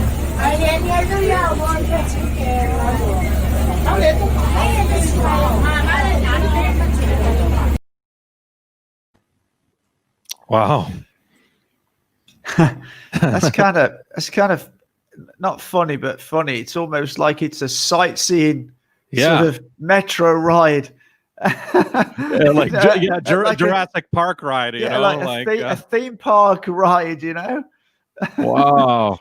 Just for you guys to know, those boats are not supposed to be that high off the, I mean, there is supposed to be an incredible amount of distance between the raised rail and okay, I can show you the picture, just to give you an idea, that area that you were watching those people riding from was up into that section of buildings. And so those normally they're looking far down, they'll see the highway, and then from the edge of the highway, they'll see the water drop off, and then they'll see a boat ship going down the river. And in that case, there was no road, and the ships were almost alongside the typically raised subway.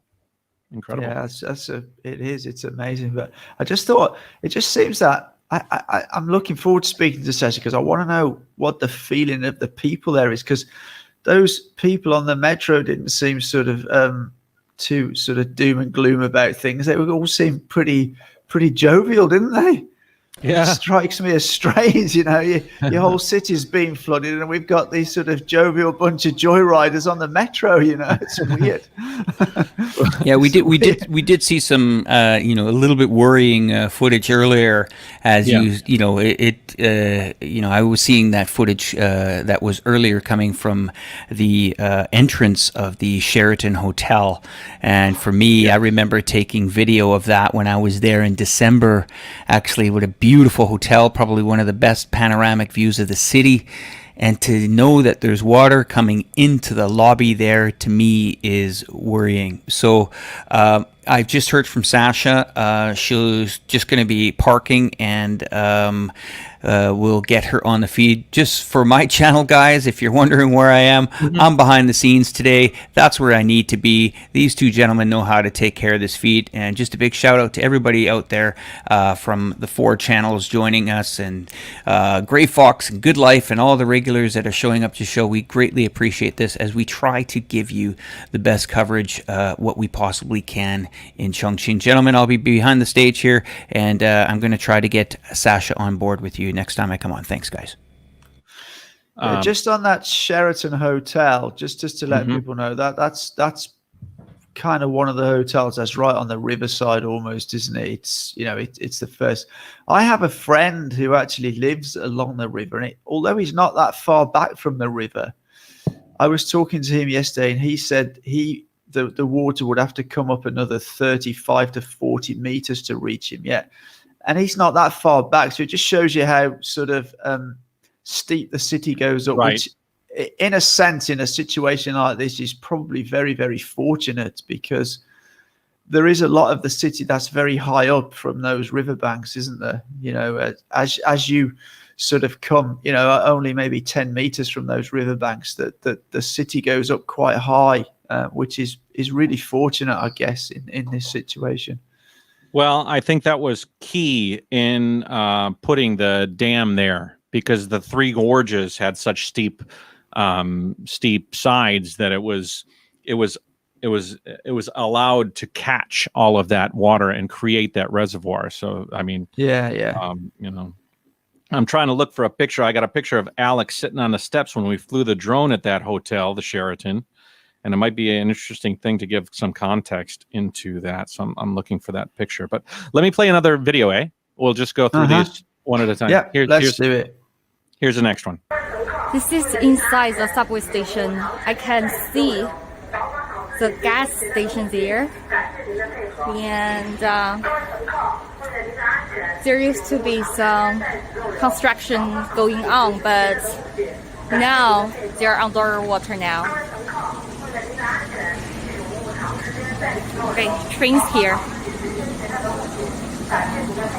You can see the water all under the bridge. 永勿长时间在此逗留，保管好自己随身携带的物品，感谢您的配合。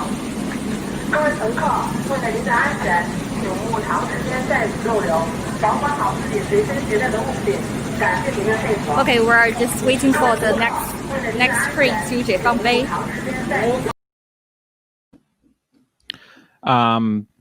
I wonder at what point they're going to turn the trains off. I mean, there's got to be an electrical hazard if it gets up to the transformers that power that train. Yeah, I'm not sure in Chongqing how much of their subway goes underground, because I know, obviously, I remember being in Guangzhou, and even in, you know, there's been once or twice I've been there and they've had a heavy rainfall, and the water is like gushing down the stairs of the subway, and they have closed subway stations, and that's just a heavy rainfall. But I don't know, I'm not sure whether you know, Matt, is most of it sort of raised in Chongqing, or does some of it go underground as well? I would imagine that they stay pretty prepared, you know, for flooding, you know, but I don't know how you can prepare for something like this. You know, there's got to be a limit to that. You know, I mean, I don't know. I mean, I think this is a bit of a misconception of the West, is that, you know, they seem to think that this flooding is just something that happens and it's kind of just a random thing and nobody knows about it. You know, and I think I mentioned this when we went to the dam, that they're going to have a whole team of sort of right people looking at all the flows in and out. They're going to be looking at the levels of the river, you know, hundreds, if not, you know, hundreds of kilometers upstream, downstream, and all in between. You know, that this is not something that they've just got some sort of idiot dealing with. They'll have a whole massive team of people. You know, similar to the UK, we have a waters authority that monitors us. They'll have exactly the same here. They will be warning people and all this kind of stuff. Let's talk to Sasha right now. Hey Sasha, how are you? Hi guys. Hi, Sasha. Sasha. How are you? If possible, could you turn your camera horizontal? If not, that's fine. Yeah. Turn it. Yeah, I cannot. I can only do it like this, but I don't know how to turn it horizontal. No, that's fine then. Okay. We'll keep with that. Okay, no problem. Oh, How you doing okay. over there, Sasha? Right now I'm in Changjiahui's viewing platform. I think you can see there are lots of visitors, citizens, travelers are all around me, and all of them are looking for the a good position to see the flood. So Sasha, are you from Chongqing? You've lived your whole life there? Yes, I was born and grew up here. So, but honestly, I've never seen a flood like this. I Because I learned that the flood is the second largest flood after 1981, and I was born in 1990s, so I've Oh, never seen the flood like this. Wow. Yeah. So so I would Sasha, just Mhm. sorry. Yeah, I will just turn my camera to this side, and you can see how the parking lot and the river road, the Nanbing Road, is all under water right now. Okay. Uh-huh. Can you tell us a bit about what the feeling of the Chongqing people is and what the mood is like? They're all like I think most of them like never experienced like this. So all of them are like exciting, and they're all of them here are filming and taking pictures. And Okay. yeah, like this auntie nearby me. And how much warning did you get of this happening? Did the authorities give any warning that it was coming? I think the business owners along the Yangtze River are all evacuated yesterday, and most of the business owners by the river on the river road were like moved their furnitures in their shops and the restaurants last night, but Okay. maybe some of them didn't imagine the flood can be on the road actually like this. So Sasha, So yeah. Sasha, I have a question for you. Maybe two questions. One is if the rain upstream has stopped, and the second one is the monorail still running? Yeah, the rain was very heavy this morning, but I don't think it lasted too long. I think it's just like this morning, 5 or 6 a.m. And it just stopped raining this morning, and it's turned to sunny right now. So it didn't rain for this whole morning and this afternoon. So I think the flood will pass by today or tomorrow. so they're expecting a peak later today, is that right? Sorry, I didn't hear you clearly. Are they expecting the peak today? The maximum height. When do you Sorry. is it the highest it's going to be, or does it still have time to rise? And when will it hit that point? I got a you can still have the view of the camera, right? Yes, no problem. Yeah. Okay. No, One second. Sasha, our question is, do they feel that the level of the water is going to get higher soon, or are we at the maximum right now? The water level is just existing the guarantee level about 4 to 5 meters, and it gets over the warning level for about 8 to 9 meters. So I think, from my point of view, I'm not sure if it's still raising right now, but because I was in Hongyadong and I saw the water level looks like it's still hitting. It's getting passed through the road, and it just flow. So I'm not sure if it's still raising, but the water level is, I think it's just like reach the maximum as it flow. Okay. So Okay. yeah. We'll let you get your phone. Your image is frozen up there, but we'll get your phone back here in a moment. Oh, there you are. You're back. So I have one more question until we move on. Maybe if it's possible that you could maybe ask some people around you how they're feeling and what if they're worried about the situation, or You know, something like that. If they know anybody near, in flooded situations. Okay, I will ask them and translate later. 1 second. Thank you. Okay. 1 second.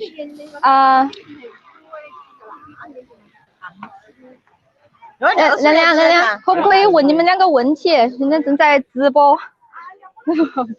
Okay, 1 second. I will find someone else. 叔叔，可不可以问你两个问题？是专门来看涨水的吗？哎，专门来看，你们有没得啥子担心的哟？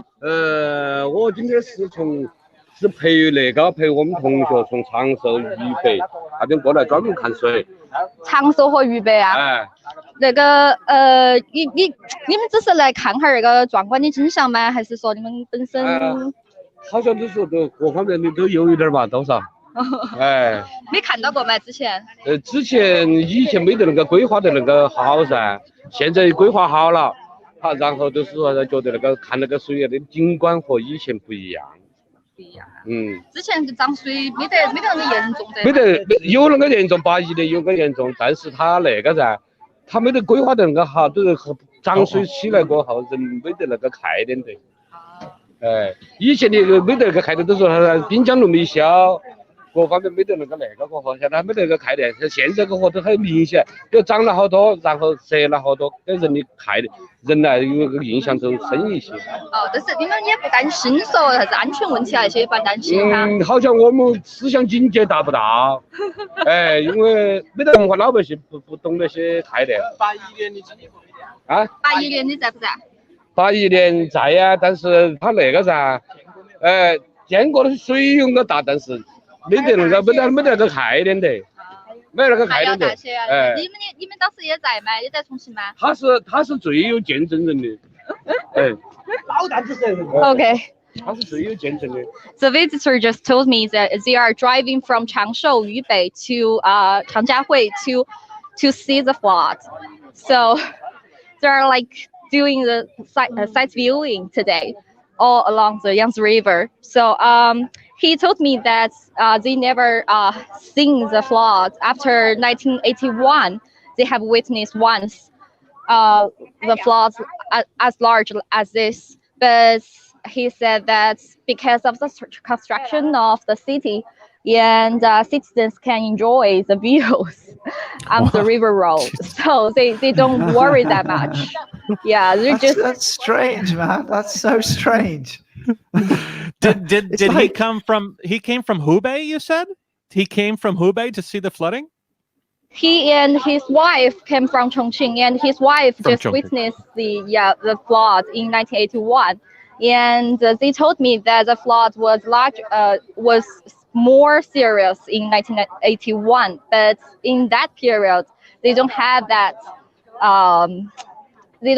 concept to like viewing the flood like those tourists do. So I saw the same in Hongyadong, because most visitors from Chongqing or outside Chongqing were filming, taking pictures, and they are really excited to see this thing around. So they are not worried. Well, that's good to hear, I guess, right? Yeah. I mean, yeah. Only traffic was affected around the river road, I guess, and we can still commuting in the city. So I just drive from the other bridge, yeah, because Nanbing Road was all blocked. Are you still there? Did we lose her? I think we've lost her. Yeah, sound. her feed will come back in a moment. Oh, there she is. Yeah, there she is. I have another question for you. Maybe in that area during this time of day, is there normally that many people there? I don't think so. But the Danzishou Old Street was a scenic area. But I think usually there are a few, I don't know, there are some tourists, but not this much like today. And most of them are local people. Right, Sasha. Not to bother you, but can we go and see maybe what some other people are thinking about the situation down there and see what they're thinking? Oh, okay. Yeah, Okay. we're pretty interested in what the locals are thinking. They can reassure us if Okay. they've seen it all before, or we got to prepare for something big here. Yeah. Okay. Cool. I'll just ask this man, cameraman. 师傅，可以问你两个问题不？可以，你说吧。你是外地人吗？还是？我也是本地的。本地的，但是不说重庆话的吗？我可以不说重庆。OK， 那你今天是专程过来拍这个涨水？专门来看涨水。专门来看涨。来记录重庆不容易碰到这个百年一遇的这个涨水。不容易。这是可能有史以来算是比较大的一次。就这样。但是完全不担心，就是之前有没有就是收到就是天气预报啊，或者是预警？没有，今天是在摄影群里头看到朋友圈发的这信息，看到从昨天开始涨水。对。是5号洪峰，昨天开始，所以说我们今天就专门过来。就是专门过来，但是就完全不担心这边的安全问题啊什么的。应该没事吧？重庆因为是水城，它已经对这方面它已经心里头有很大的承受能力了。然后之前1981年那次大洪水在不在？可能都没有这次大。没有这次大。这次虽然重庆这边没下雨，但是由于上游什么嘉陵江啊、沱江啊、涪江啊、衢江的，这好多江涨，四川那边什么青衣江啊、岷江啊，那么多江涨水，然后汇集到长江，是这么回事。你之前经历过的呀？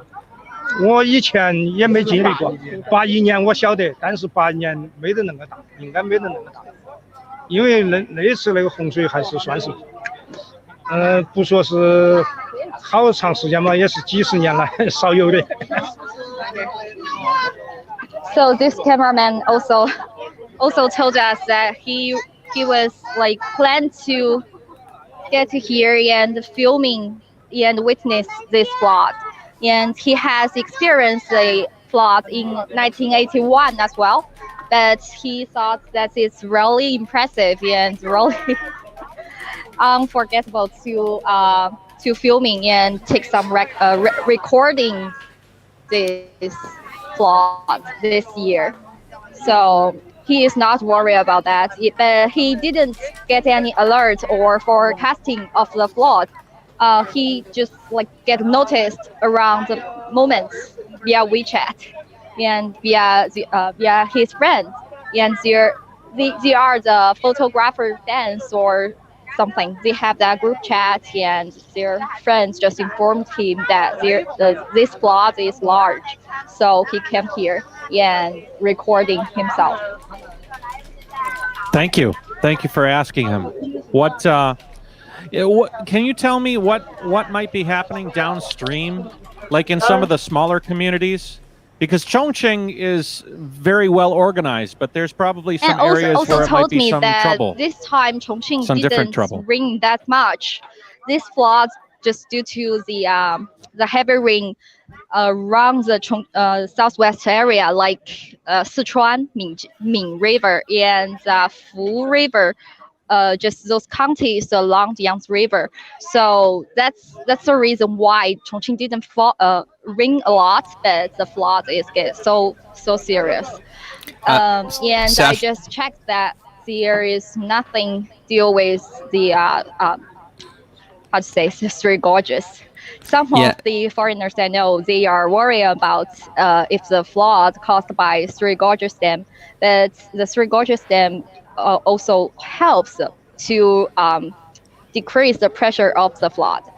As the data I've learned from yesterday's press conference by the local government, they just released that the Three Gorges have a water flow from 42,000 cubic meters per second to 46,000 cubic meters per second.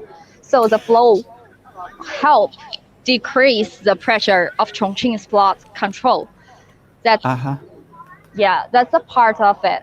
And I also heard that because I have a colleague from other media, He is in Zichiko, ancient town. Zichiko was in very serious situation right now because Zichiko as a historical landmark in Chongqing, the water level of Zichiko is about 5 to 6 meters above the guaranteed water level, which means part of the Zichiko is underwater right now, most part of it. So yeah, we went to Suchiko when we came there.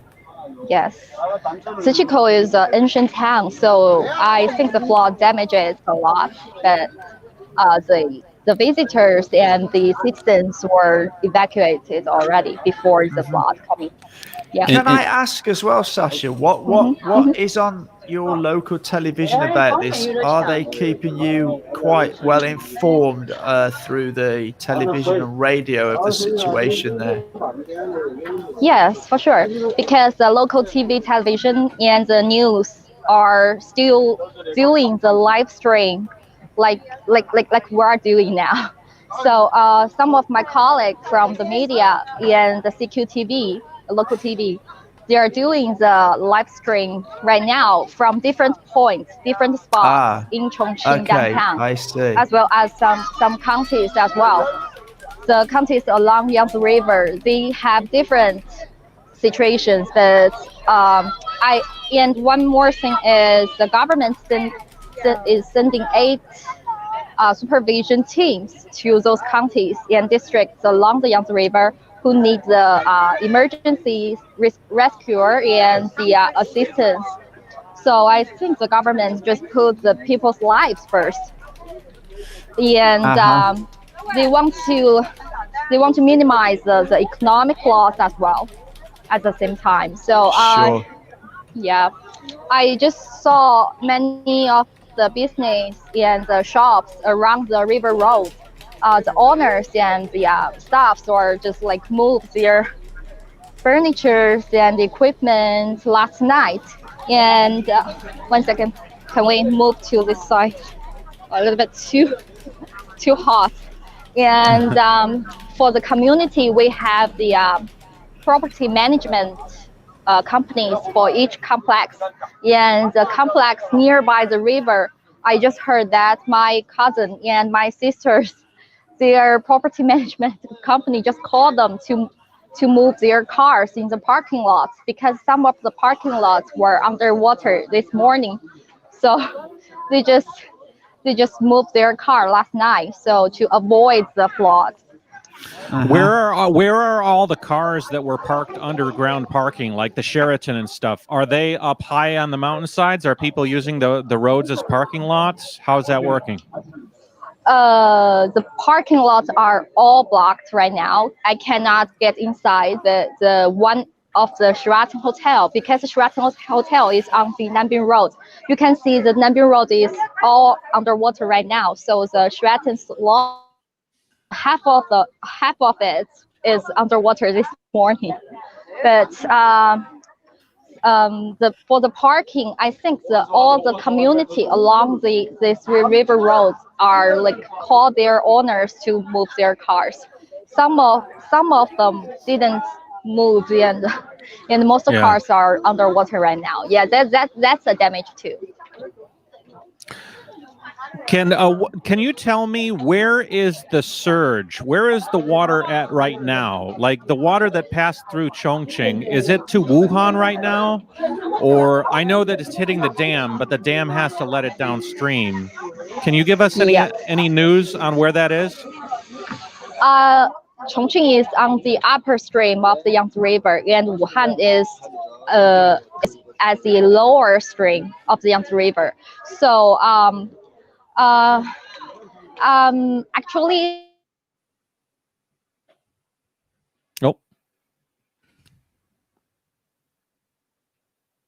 little Hi, break. Matt, are you still there? I'm still here. Okay, so what I find is interesting about this is when you see a lot of comment from the West, they seem to have this thing that the authorities here are trying to hide all this. And it's obviously apparent, you've got Sasha and her colleagues. They're out and about live streaming for all the local media. You can then go to CGTN. They've got live streams. So it strikes me that nothing's trying to be hidden here. You know, as a matter of fact, I mean, yesterday when the flood just started, I mean, all of us. Now it's kind of funny, right, Lee? Because we just sort of plugged in to Chongqing. I mean, it was fairly recent, you know, and so we just plugged in, and all of a sudden we are informed. We are being kept up to date on all of this information, and we are in Ningbo, and you're in Shenzhen, right? Are you Absolutely, in Shenzhen right yeah, Shenzhen. You know, and so social media in China, there was no.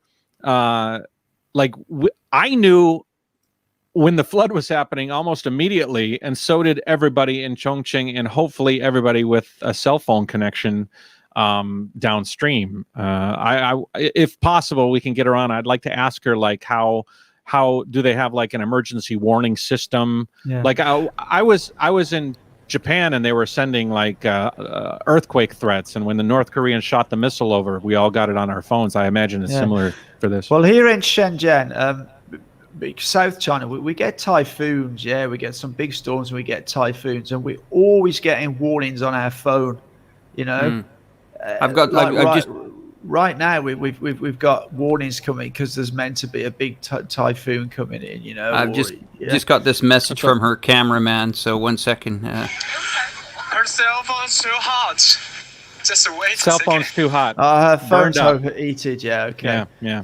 So yeah, I mean, I feel the authorities here are very, very on top of this. I mean, sometimes we get typhoon warnings, then the typhoon comes and it's just kind of a big wind and a bit of rain.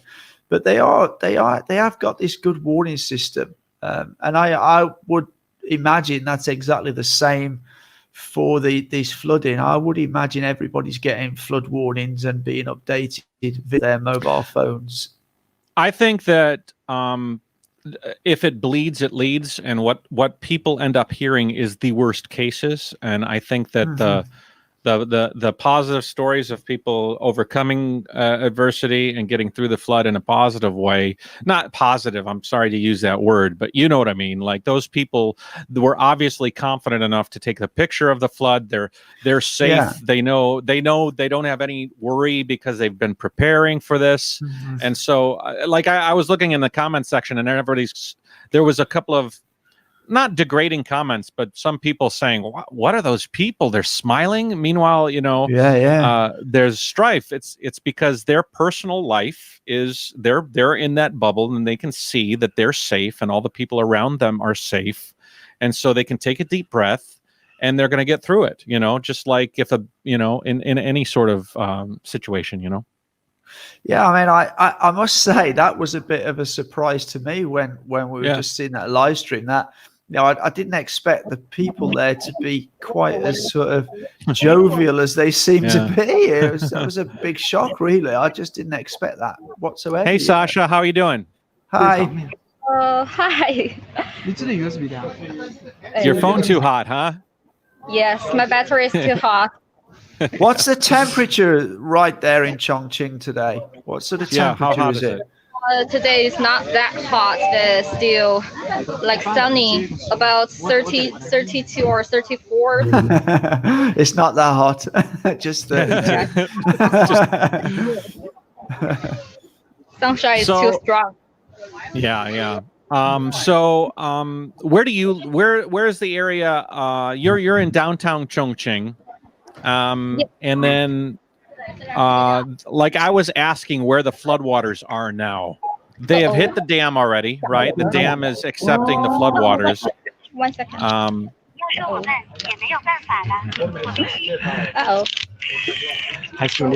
What's going on there? Anybody interesting you can talk to? Yeah, I just touched the bottom of the phone.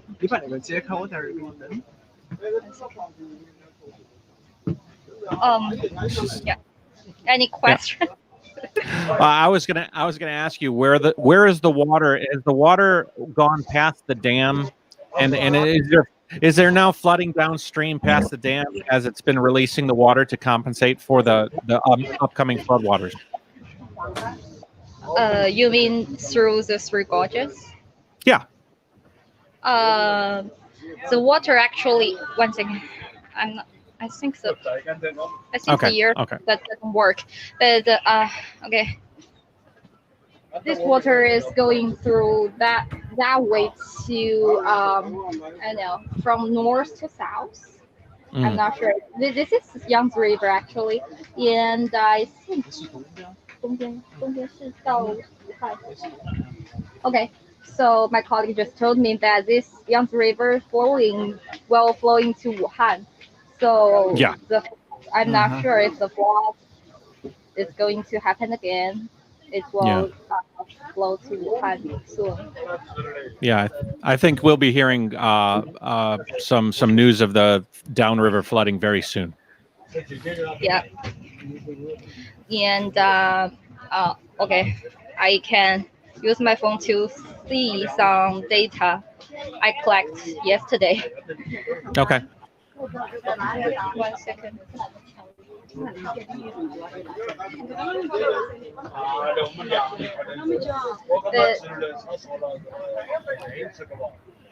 Hey guys, for those of you watching, my name is Matt with the Jialing Nation. Lee Barrett is here with us. Sasha from Chongqing in Chongqing is here, and Alex from Reportify Media is manning the back end. We're streaming on all of our channels, and we're talking about the flooding that happened last night in Chongqing and is currently happening in Chongqing. Behind her, the flood waters are how high, Sasha? How high is the water now from normal level?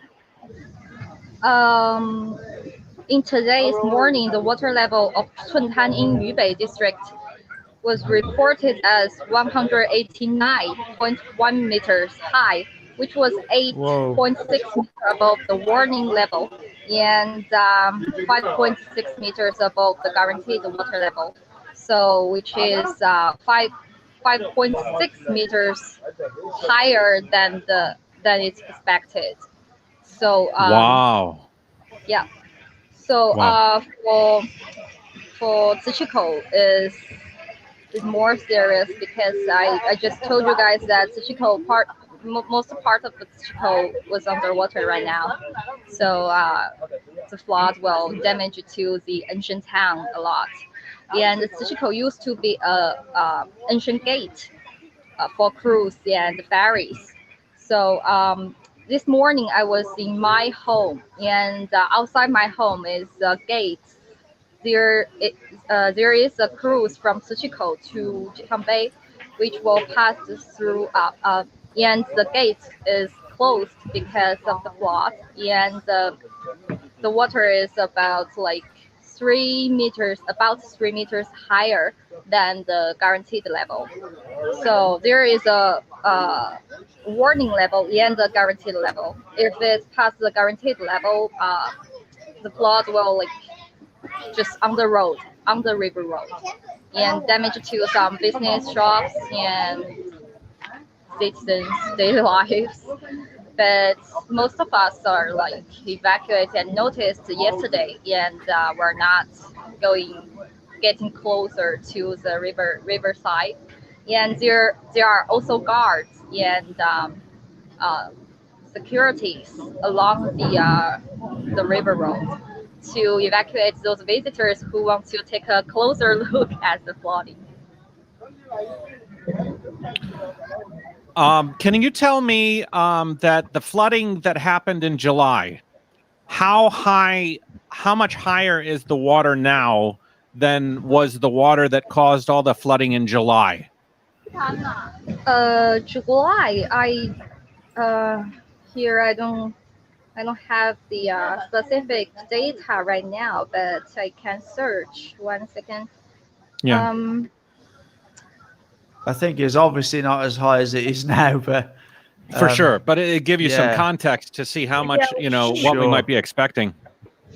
Like most people in downtown Chongqing didn't notice of the July's flooding because it doesn't affect any damage to the riverside. But this time in August is the largest. That I told you I didn't see it before because I was born in 1990, so it's about 30 years it didn't happen like this. So I will just search for the July's data for you. Yeah, so 81, that's 40 years ago, isn't it, basically? Oh, 39, 40 years ago. So 40 that's years. Sorry. and what year was the dam built? When was the dam completed, Matt? I have that note in my damn notes. Damn notes. In your damn notes. My damn notes. Three Gorges Dam stats: 2.3 meters wide, 185. It's 185 meters above sea levels or high. So we don't want to get over that. Approved in 1992, body completed in 2006. So it was fully completed in 2012. So obviously that last flood in 1981, the dam wasn't there at all. Yeah. No. So yeah. We'll try. It makes me wonder how much worse that flood now would have been had the dam not been there. Yeah. Very true. We did have a couple requests in the chat about how do you send links to us. If you have an online link that you want us to look at, if it's showing some maybe media coverage or anything locally that we can kind of bring into the stream, just put them on the comment boxes and about what stream they are, and we will try to then hook them up. We've had some questions for that. Sasha, how close can you get to the rail there so we can see the water?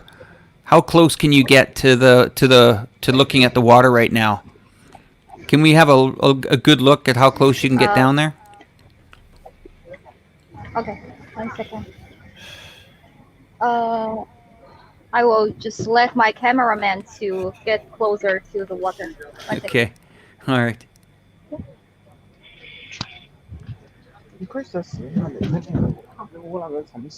Wow. Now, earlier in the program, before you guys joined us, we did have 2 cameras overlooking the river here. It's moving at pretty good speed here. You can just barely make it out, but... Oh, yeah, it's hauling butt. Mm-hmm.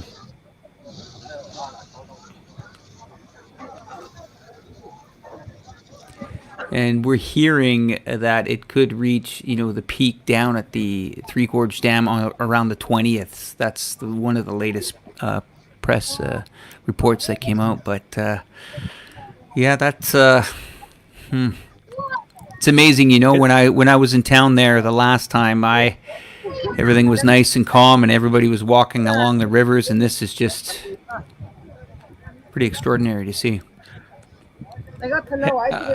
All right, let's see here. I have a feed from the Three Gorges Dam I might want to pull up and show you guys. So hold on here.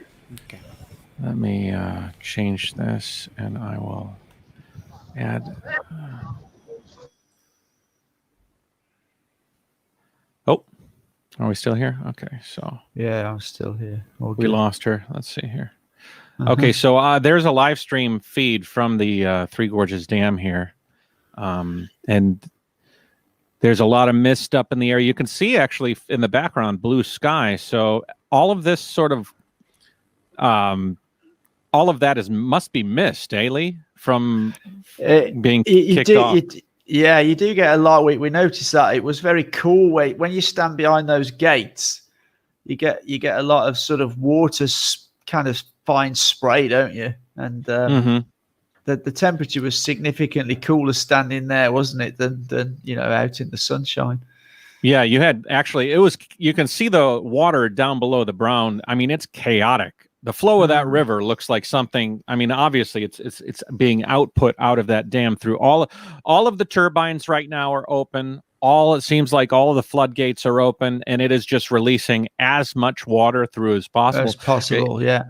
It doesn't matter how big the dam is. They will always, there is always a chance that you'll reach the peak amount of water that reservoir can hold. And at that point in time, the dam just has to basically allow as much through as possible so that the water doesn't topple over it. So what are your thoughts? I mean, they're obviously going to, when this is all over this year, they're obviously going to assess everything and look at things. What do you reckon they will do? Do you reckon they will build more dams further upstream? Do you reckon they will try and make the reservoirs bigger, or what do you think they will do? Any ideas? I think they're going to try their best to maybe get people relocated a bit farther from the river. I mean, it's the amount of flooding and the consistency of these major floods has increased. So it used to be, you'd expect a flood like this every, century or more. And then it becomes every decade. And now it's every couple of years. And it's just impossible for people to, I don't know. I know that they're building actually a ginormous dam right now. It's about as big as the Three Gorges or something like that, I think, down in China, different places. Oh, I wasn't aware of that. I don't know. Maybe. Yeah. I mean, I'm sure they're not just going to accept it. I would imagine there's plans to, obviously from a disrupting people, from the loss of life, from the loss of economic, from the loss of crops.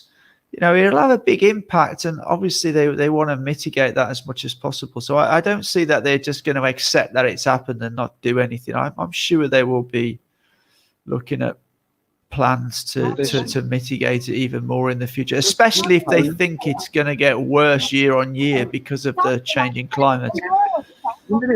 Yeah. Sorry, I'm typing a message to Sasha.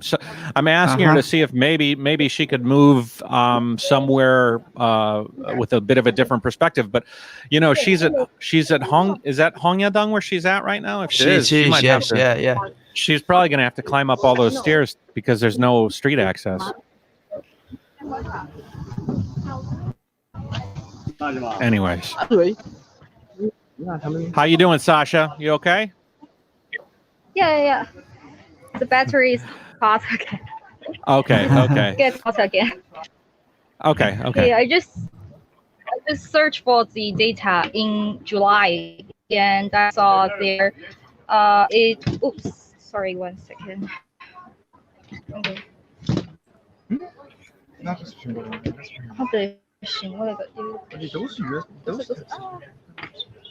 second. Sorry, I just lost that page. I just saw the flowing of the water in July at the Chuntan station compared with this month. Chuntan today's flow is about 71,500 cubic meter per second.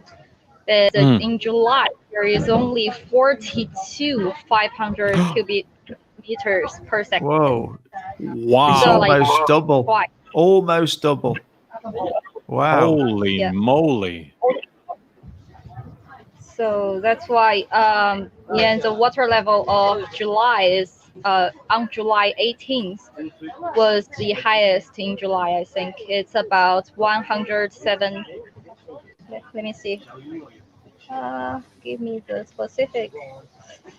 Okay, 179 meters. That's a hell of a difference. Yeah, but today is about 180. How much is it? Cannot remember it. 189 today, is it? Is it 189? One second. I was just searching for today's data. Today is 189.1 meters. Yeah. So it's 10 meters higher. Whoa. Yep. Wow. 10 meters higher. Wow. 10 meters. 10 meters of water higher. Whoa. Holy moly. I mean, Lee and I visited the Three Gorges Dam when we were finishing our trip in Chongqing, and we saw the effect of raising a single centimeter seemed like a monumental movement of water. And to think of a size like that is really incredible. It is, yeah. That's a massive amount of water. Wow. Yes, I know. Sasha, do you have any family in some of the smaller rural areas or any of the areas that are affected? Is everybody safe? Do you know anybody that you're thinking might be in a little bit of trouble or anything? My family, my daughter came back from Shizhou County, yesterday. So I don't think they are affected by this flooding because the flood only affected by the riverside of those counties along the Yangtze River. So I don't have any. I think most people were like. I can tell you one more data they sent me today about Sichiko, because Shapingba district is damaged for the flooding as well. Sichiko ancient town, they are using like 430 people. We lost you. Lee, you still there? Yeah, As I'm the good. rescue team. The We didn't hear you, Sasha. Could you repeat what you just said?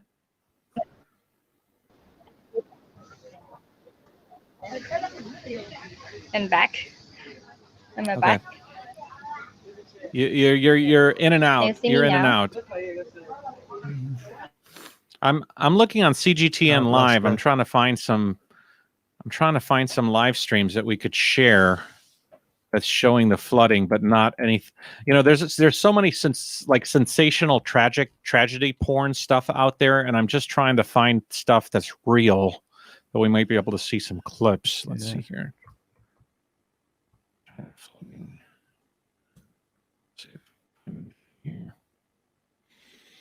13 hours ago, China, hundreds of thousands evacuated as a major floods devastate Sichuan province. Worst flooding in Chinese history. Number 4, flood number 4 hits Sichuan. So that was fairly recent. I mean, it seems to me the big cities have been pretty well warned in advance. You know, she was saying that a lot of those restaurants all cleared out their stuff yesterday, but I think, like you say, it's the villages. I think as well, it's that some of the older people. I remember during COVID, and I was speaking to a friend whose parents are in Huanggang, which is the sort of city next to the outbreak. And she was saying it's hard to convince the older people because they hear these warnings from the authorities, and it's like, yeah, it's not a big deal. So it's about hopefully people taking the warning seriously, you know. Hi, Sasha. Hey, Sasha. You okay? Yeah, okay, but I don't know if my camera works. Can you guys see me now? Yeah, can see you. I can see you. Okay. Yeah, I just okay. I will just continue to talk about the data they sent me this afternoon about the Tsuchiko. Tsuchiko right now, Tsuchiko's water level is about 191.2 meters, which over the warning, which above the warning level about 10 meters, and over the guaranteed level about 7.3 meters, and the water is still rising. And still rising. Whoa. Yeah. Still rising right now. I have a question here. Somebody's asking, do you see a lot of like the military? Are they setting up sandbags? And is there a lot of activity to try to protect the flood, or is it just kind of like nothing you can do and you're just waiting for the floods to rise and then fall again? I think the militaries are in counties. They are serving the people to move, and some of the and also the policemen as well.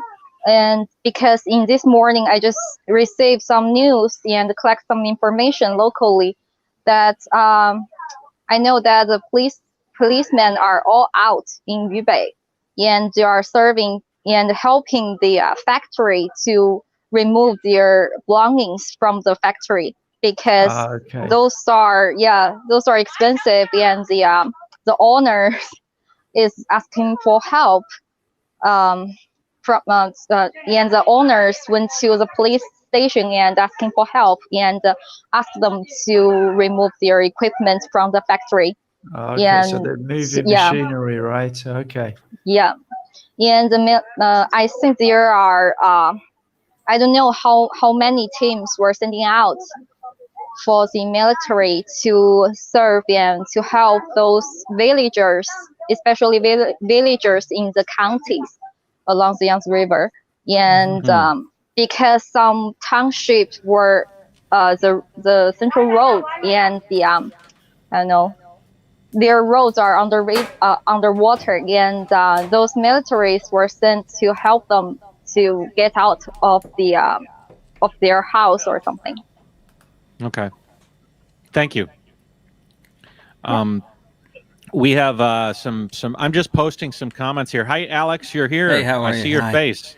Hi guys. You're looking a little scruffy. Yeah, well, you know, recovery is not the best thing to look for fashion, but I'm trying. Yeah. So yeah, we are all connected here. My name's Matt with the Jialing Nation.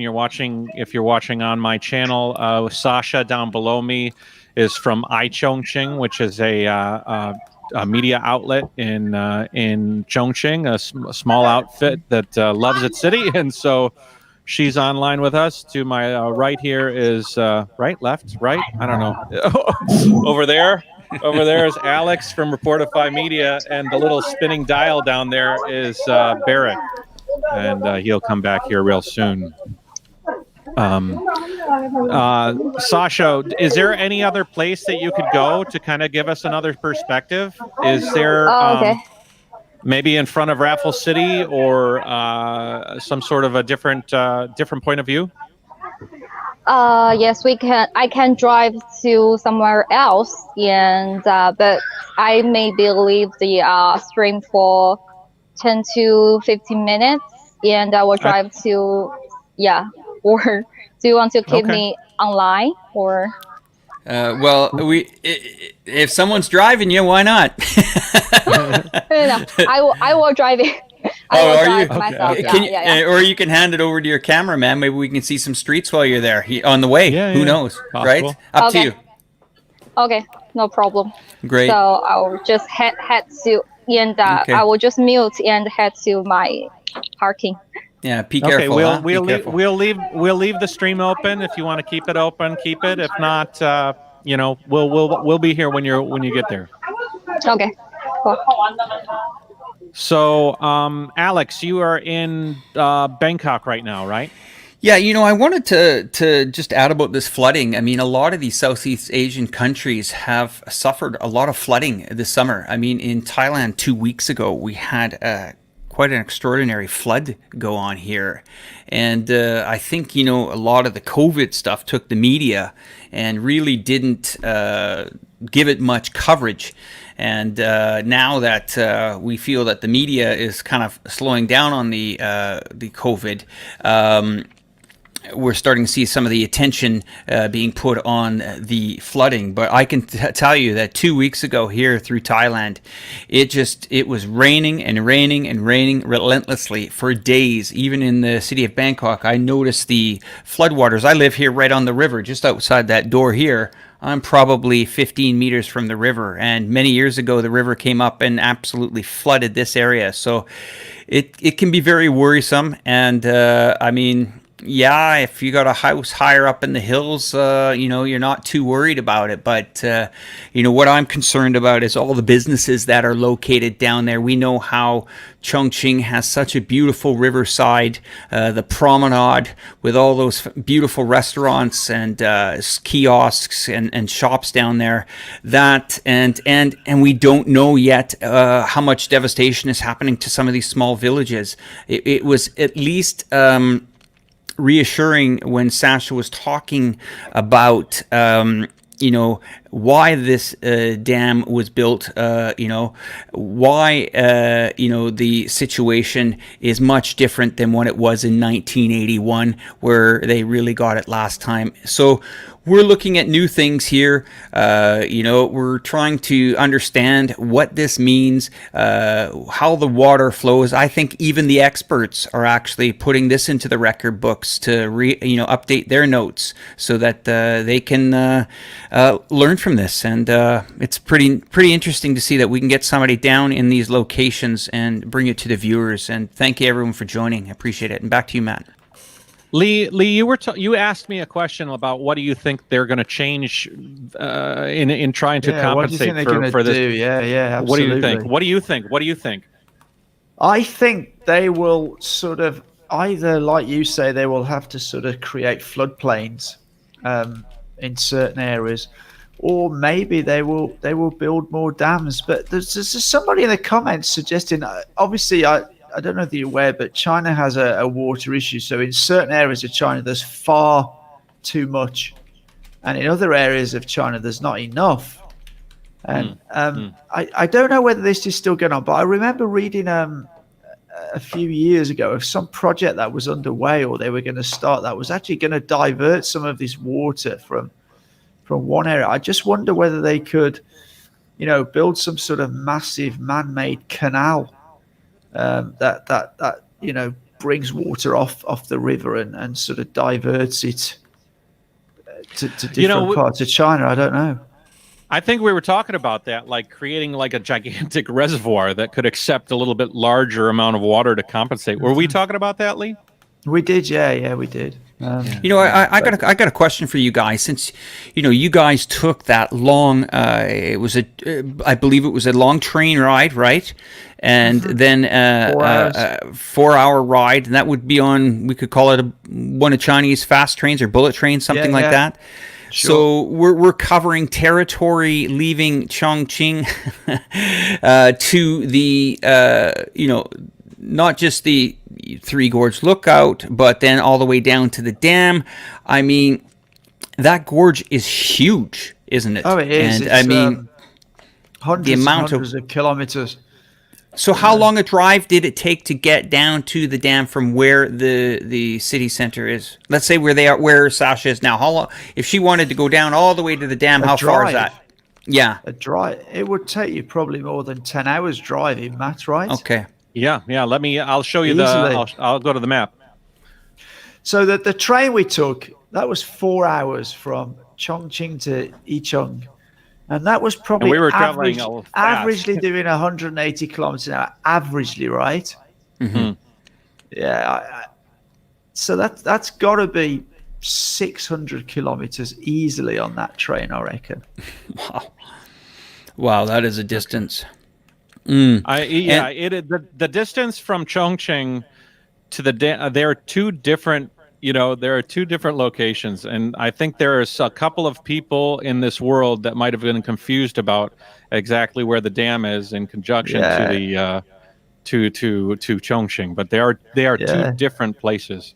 Yeah, those people who got confused seem to think the dam was in Chongqing for some reason. I'm not quite sure why. I don't know. But there is actually a Three Gorges scenic spot.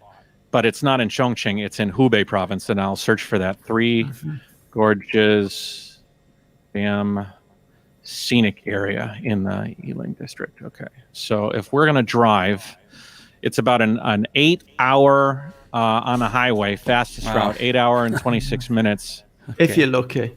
If you're lucky. And, I'd probably say that's probably more like 10 hours because you generally need some traffic and. Yeah. It's a long way. It's what would a 10-hour drive in America or in London be? Could you go from top to bottom in you could almost, yeah. You could almost. Yeah, you could start off in the south and end up probably almost in Scotland, or maybe even in Scotland in 10 hours, yeah. Hey, I want to throw this out here real quick. There's a comment here. Matt, travel to rural areas if you want to experience these floods. I think people would be very interested in this. It's not like I am not interested in checking it out, but sometimes to go to an area unprepared is, you're almost doing more harm than good. If anybody out there knows an opportunity that I could go there and maybe help and do some good, I would be more than happy to try that. You can contact me on my Facebook, but I'm not just going to throw myself into the fray and end up causing more problems than helping, especially if I want to capture things. So there's been some people like, Matt, you need to go, you need to rescue people, you need to pull people out of the water, but it's not as easy as that. No. I think as well that this water rises and falls so quickly. You could see you could be aware of a flood, and by the time you've actually got there, it might all be gone. Yeah. Just to give you guys an aerial size, if you can look at, I put this map up here on the screen. The top, that's London, United Kingdom, and that is a 13-hour car ride down to the Côte d'Azur in the south of France. Yeah. So that just gives you the magnitude that, I mean, if you were going to drive through Belgium, you'd have to go through Luxembourg, Switzerland, Italy to get all the way down there. So that just shows you the size of this, gore. It's massive. And I mean, just talking with you guys over the last couple of days, I've learned a lot about this. I didn't realize how big it was until I started seeing some of these photos come through. I mean, it's just huge. Oh, it is, yeah. Anybody know how long it took the dam to build? Yeah, I do know. I do know. Yeah. I know all these kind of things. So the dam was started in 1994 and fully functional in 2012. So, yeah, took a little while. Mm-hmm. Even when you're there, it's actually difficult to get a perspective of actually how big it is. You look at it, and it is huge, but you just can't get the perspective of just how huge. That's just. There's an interesting factoid, right? The dam is so large that it lifts so much water above sea level. It basically suspends water like 170 average meters above where it used to be. So much volume and so much weight that it slows the speed of the Earth by 6/100ths of a second every day or something like that. Like very, very minute, small amount, but it actually does slow the spin of the Earth. And NASA has actually, that's a NASA research that did that. It's quite incredible. It is. It's a massive amount. Guys, I'm going to go backstage here just to try to help out Sasha when she comes in here. Just want to say thank you to all my viewers. Continue to watch the stream here, and I will hand it back to Matt and Lee. Thanks, guys. Uh-huh. So if you can look at these geological features, you can see that the edges of the Yangtze River are craggy. I mean, obviously you're not looking at it in 3 dimensions, but you can. It's like basically it's all a valley, and they're all the gorges. They're literally like gorged out of earth, so they can accept a massive amount of water. But you also have cities like here, Badong. Now, you can see here there's quite windy roads. They're built up quite high, but the banks of these rivers are going to be are going to experience some flooding for sure. Mm-hmm. I mean, you could go up and see all through here, but I mean, Lee, we drove along this road quite a bit. We snuck. I mean, I think we probably crossed over this bridge coming in, and we were snaking up and around and all through. And most of these cities were situated quite high, right? I mean, they are. Yeah. Absolutely. Yeah. It's they are pretty high up. Yeah. I guess a lot of those won't be affected at all. It's like Sasha was saying, Suchiko. Now, I have a story about Suchiko. It's kind of the place in Suchiko we went is one of these sort of tourist districts where they sell all food and stuff like that. And the day we went, it was raining quite heavily, and it actually just the rainfall blocked the street because it's in like it comes into a dip. In the middle, and it was a good probably 3 or 4 feet deep, the water, and that was just from heavy rainfall. So I can see how that, because it lies low, so the water just floods into there, and that was just a rainy day, so I can see how that place would suffer quite bad. Hold on, I want to say something to everybody watching. We've got like about 760 people watching. Hey, if anybody out there is in a place that is experiencing flooding or has a story to tell, you can let me know or Lee know through. I'll try and post a. You can I wonder if I could share, because it might be nice.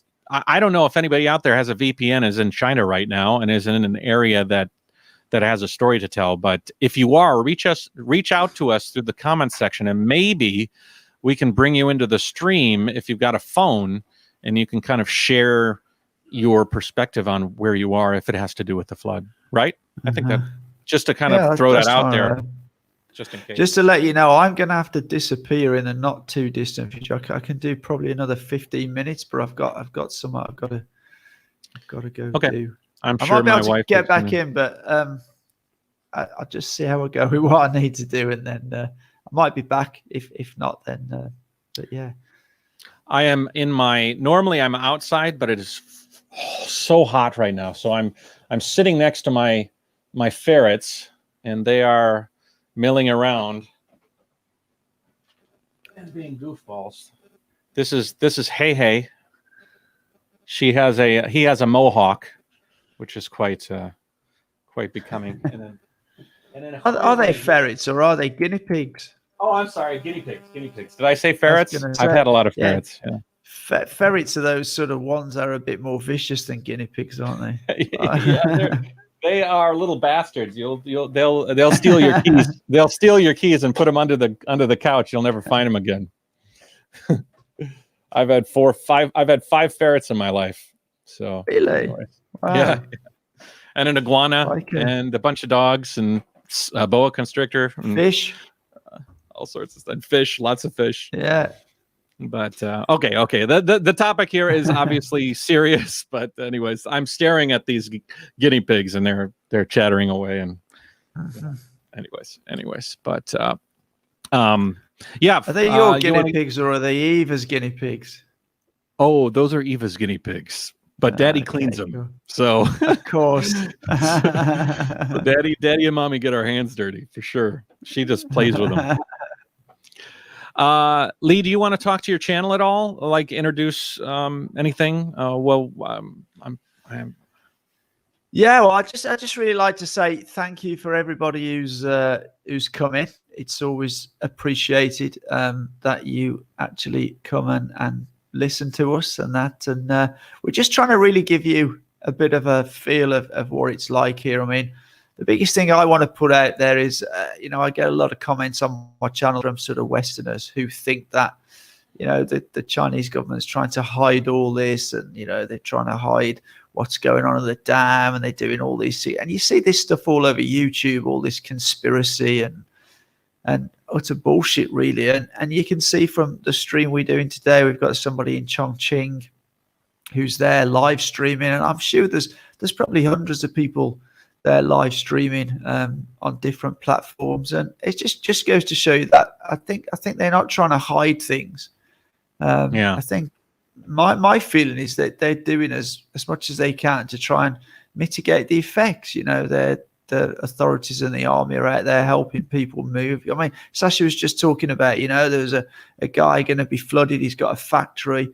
He's gone to the local police station. They've rallied a group of people to help him start moving machinery out of the factory.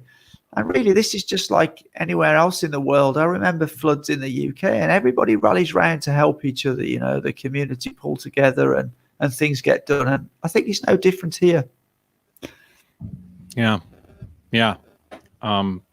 Arthur here is saying that there's a massive project like diverting the Yarlung Taopol River in southern Tibet to these words. Taklimakan Desert in Xinjiang. Arthur has been he's a friend of all of us, right? I think he is. Yeah. He's often in our stream. Yeah. Thanks, Arthur.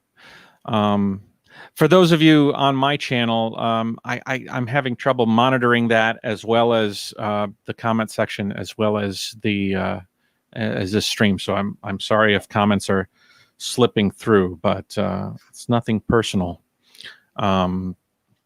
Yeah, we are basically we are waiting now for Sasha from Chongqing to come back to us. She's moving on the road in Chongqing, which has the has a front row seat to some truly epic flooding that is heading down the Yangtze River, and she's kind of showing it to us firsthand. So if you guys have any questions for her or anything you'd like to ask her, you let us know, and when she comes back, we'll field her some questions and she can kind of give us some answers. But we could show some videos. We got some more videos. Let's roll some clips that we got earlier. Yeah. Okay, so Sasha took a bunch of these, and I'm not sure what they are, but we'll discuss them and watch them. Wow. I found a spot inside a shop. So here we are. And see the water is still here and getting on the road. And these are the rooftop of those shops on the first floor of Hongyadong. So as visitors, we cannot going down, and all visitors and business owners are evacuated earlier before the flood forecasting.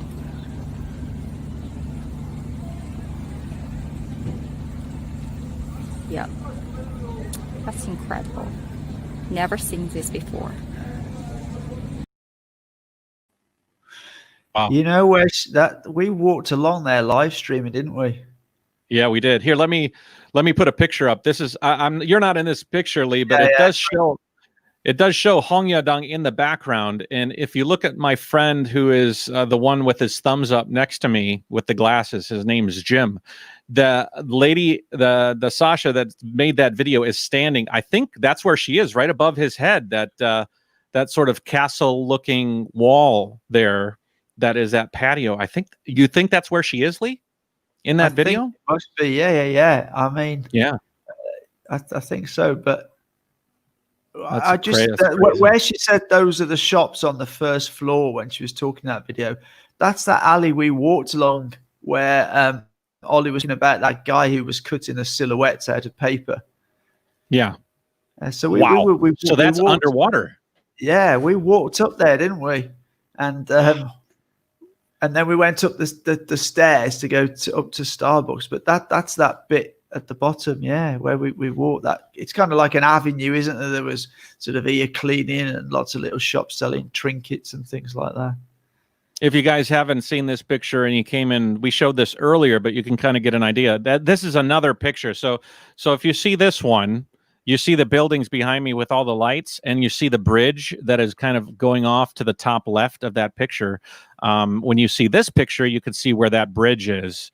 And ordinarily, you look at that raised highway, that's what was submerged in the video we just watched. And you can see the distance from that highway to the river below. That was when we went. And wasn't the water somewhat high when we went? Like it was, it was. Yeah.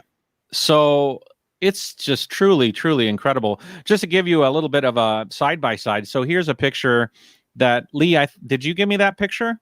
Yeah, that was sent from my friend. That's literally from his house. Okay. And it's higher than that now, I think. I think it's over that road now. I think. Yeah, I think so, possibly. This is before. Yeah. This is normal. Wow.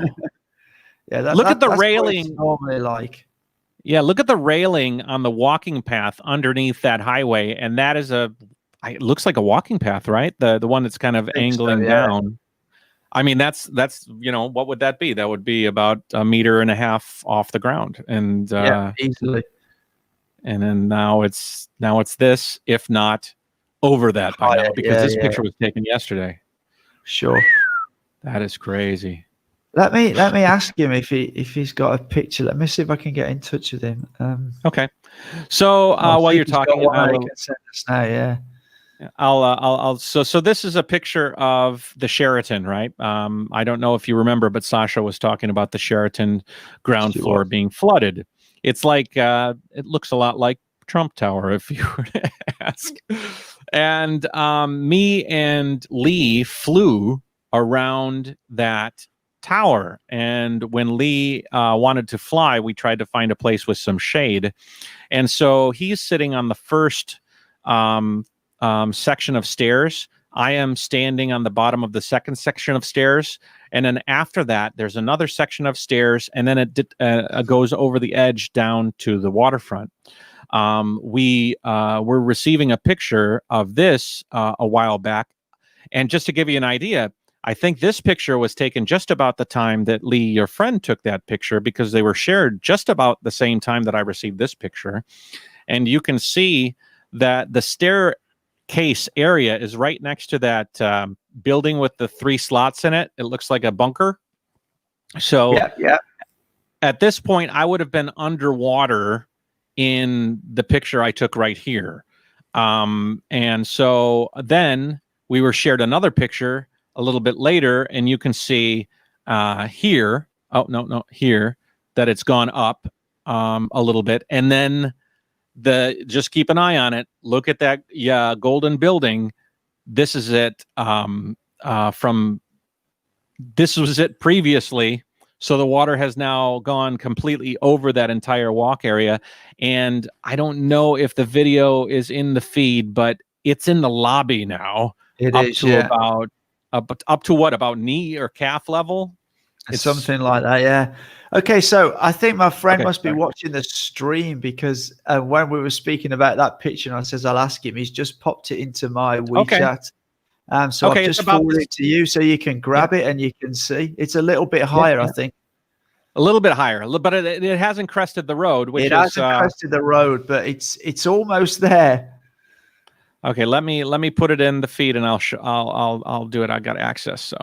What would be cool? I don't know whether you can, Matt. If you could put them like side by side, and then you could see. I don't know whether you're able to do that. I could. I got to open up Photoshop to do it, but maybe we could just cycle through them really quick. So yeah, that's an idea. So this is the one that's highest. This is current. This is up right now. This was earlier, and this one is where it normally is. So this is normal, and then the next one, that was yesterday. It's probably about a similar time, and that's now. Yeah. So that water's, that's quite a bit higher. That is quite a bit. I mean, that's like a meter. Yeah, right? and that is a meter over a massive expansion. A meter. Wow! Holy moly! That is crazy. Just to give you an idea of what the city looks like, here's a picture I took of the city from the Raffles City deck there, which was quite beautiful, and you can see, I'm sure there's a lot more river there than land if you were to take that same picture right now, as that water kind of comes up. Absolutely. Yeah. Wow. So let me go through another. I still have more of these videos, so let's keep looking. My friend, just to say, it's actually gone up. Those 2 pictures, that's actually 3 meters higher. from that to that, is 3 meters. Yeah. Oh my gosh. 3 meters, and it's still rising, he said. So what is that? So what is the difference between that and that? That must be a lot. Whoa. Holy moly. Oh my God. There's going to be some scary stories coming up. Unavoidable, right? I mean, like, let's all admit that if this much water flowed down any river anywhere in the world, no matter what defense system you have in place, I mean, there's a certain point where you got to understand that tragedy is expected. It's just mitigating the amount of it, right? Absolutely, yeah. I mean, those are, absolutely. I think it's difficult for people to understand just how much water we're talking about. It's difficult for me to understand. It's pretty amazing, isn't it? Pretty amazing.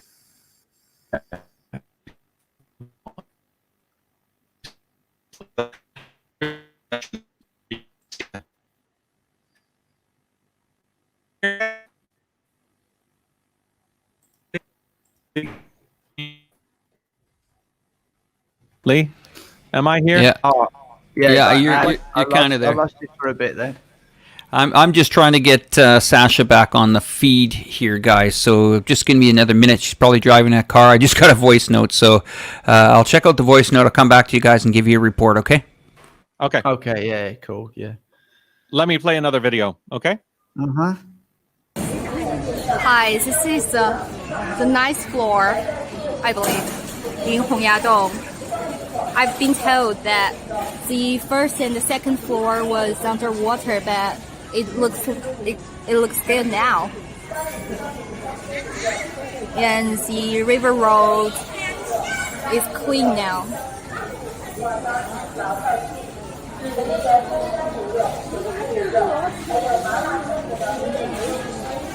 And we'll take the elevator down to the floor as lower as I can. Let me see this side.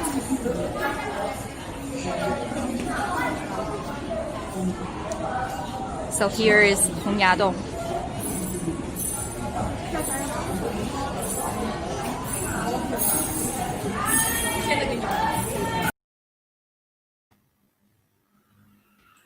Okay, so that was taken a little bit earlier. Obviously, that road has disappeared now.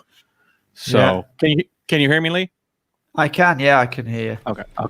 We'll just go to a couple of voice notes from Sasha. If you guys don't mind, do you mind? I'm just going to play a couple of voice notes just to let you know her current position. If you guys are just joining us now, Sasha is from Chongqing. She pretty much took, well, I shouldn't say took the day off. That's not fair.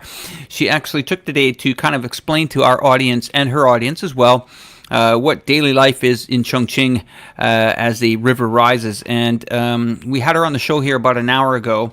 And we asked her if she could possibly move to another location, maybe give us a different perspective. So here's what she's encountering on her way there.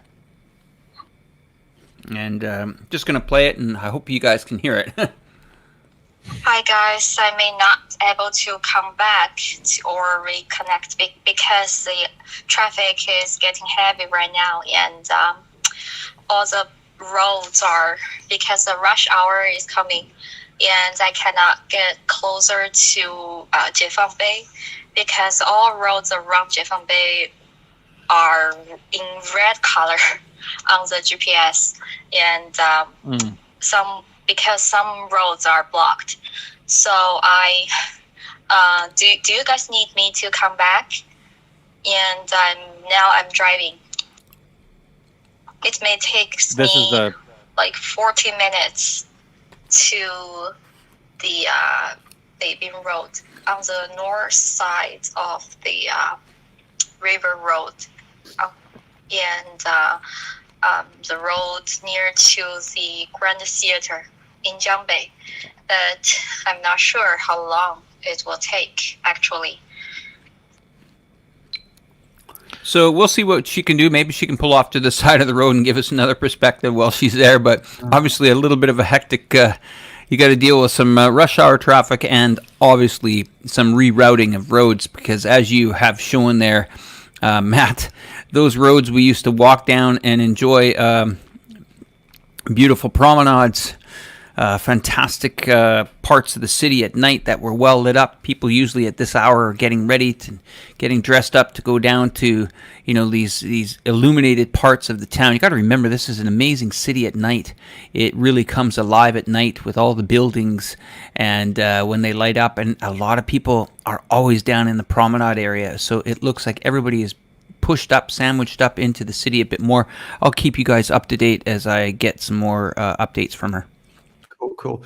Listen, I'm going to have to disappear really, really shortly, but I just want to sort of let you know something before I go. I might jump back in later if I get finished, but I'm actually going up to Chongqing again on the 25th. Really? Yeah. Okay.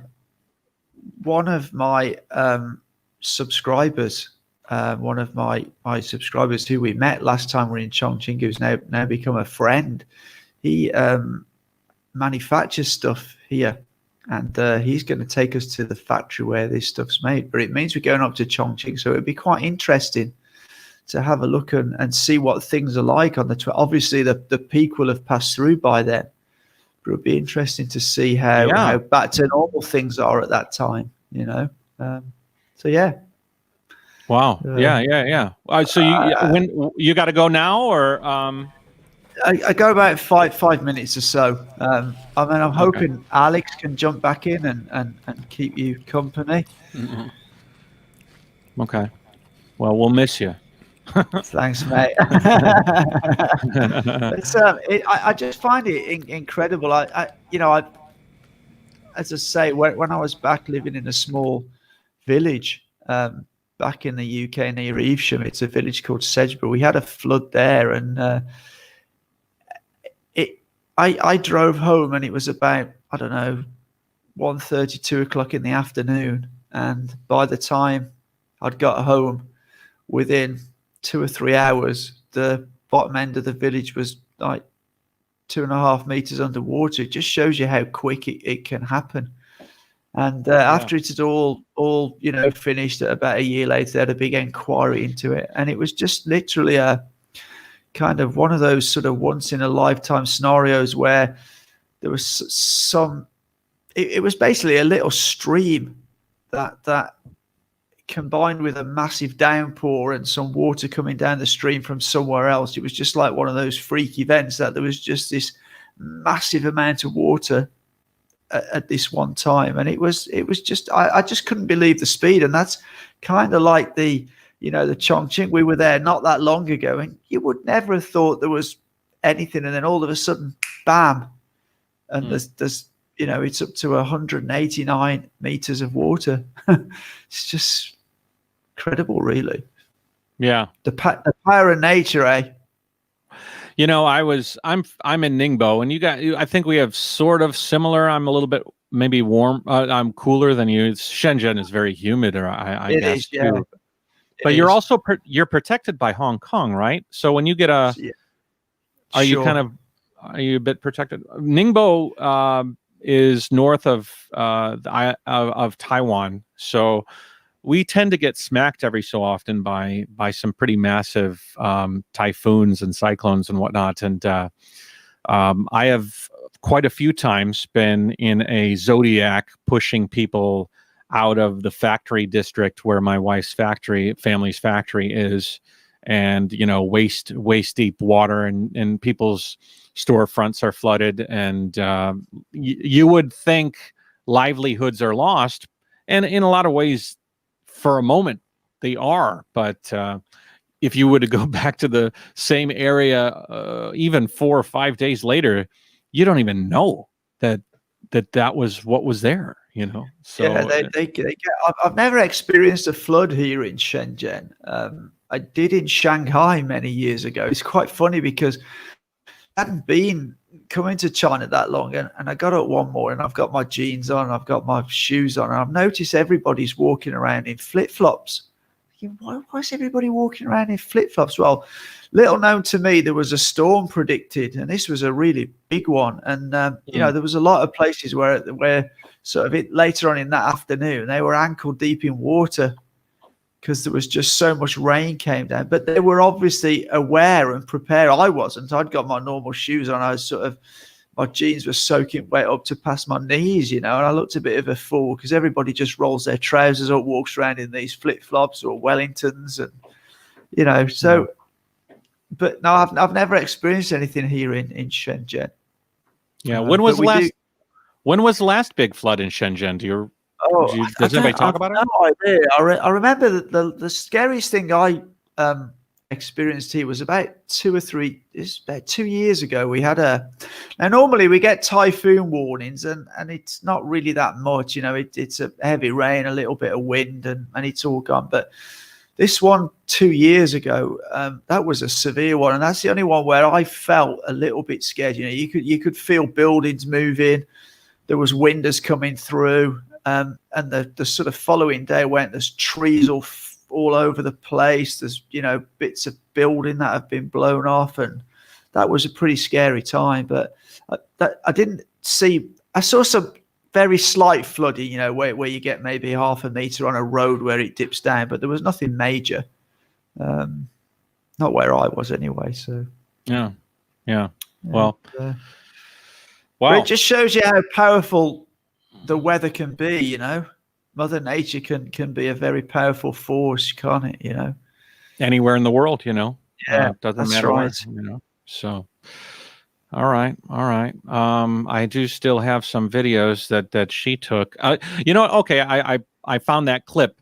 I took a drone shot at night in Chongqing of that train going over the bridge, and it gives you a really nice idea of what the city looks like and how modern and beautiful it is during the nighttime. And so, anyways, I took this with my drone. I think might give you a little context of the city.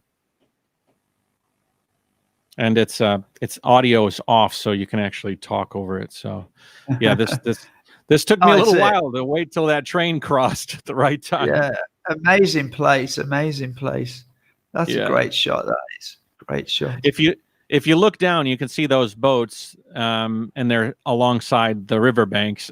Those boats, you can't see the riverbanks now. You know what I mean? Yeah. So you can see the road there at the top. Look. Yeah. I mean, it's quite incredible. So I actually pulled back here. You can see the building that is that area, right? Is that Hongyan? No, that's not Hongyadang. This is actually the opposite side. This is the opposite side of that peninsula. But yeah, it's so to give you some perspective, when Sasha is talking, that city that she's in is as modern as any modern city you might see anywhere else in what you might consider, modern West, Yeah, but quite nice. Okay, so let's see here. We've got let's see a video. This is the fourth floor of Hongyadong.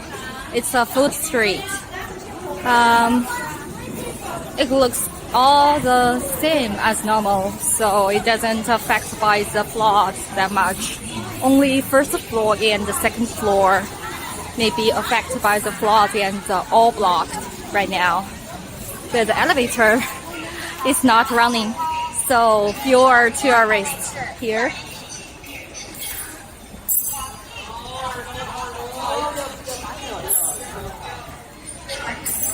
So you can see all the shops are open.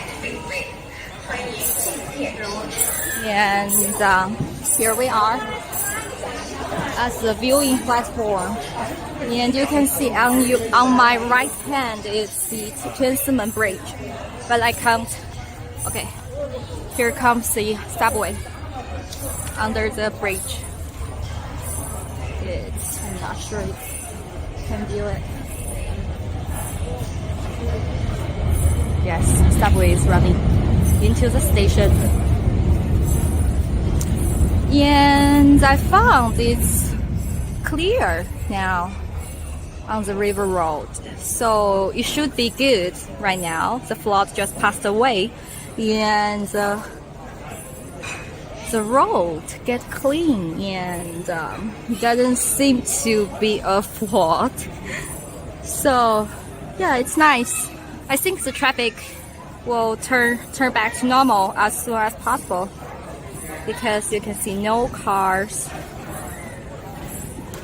no any. Okay, here we are. They are transferred their furniture back to the shop, I believe. I don't know when that. I'm not 100% sure where that was in the timeline of the video clips, because the previous one looked pretty. I mean that looked nice to see that. I know that section of road actually comes up to the bridge, and then kind of peaks over, right, Lee? So it does, yes. Yeah.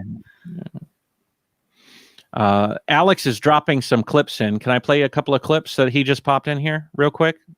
I don't know what context they are. Matt, I put the one with the bridge on there just to give people a normal everyday what it's like and what we're seeing now. So that bridge, I've just put it in there. So just kind of give everybody a normal day on what the river levels would be.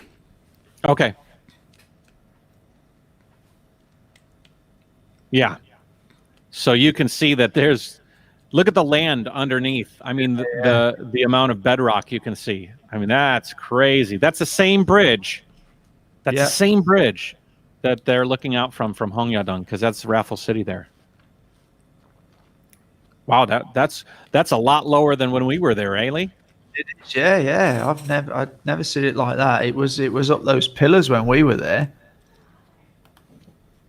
I think the next clip is pretty much, they're probably about 2 or 3 hours away to having what this would be a normal evening in Chongqing. Maybe you could play that latest clip there at night. This is what that city looks like at night. And today, I mean, you can just see how much the buildings that are right down on the water there. So their lobbies are going to be flooded. I think I've just dropped it in, yeah. Yeah. This is Chongqing at night. I know that. Sorry, I know that building.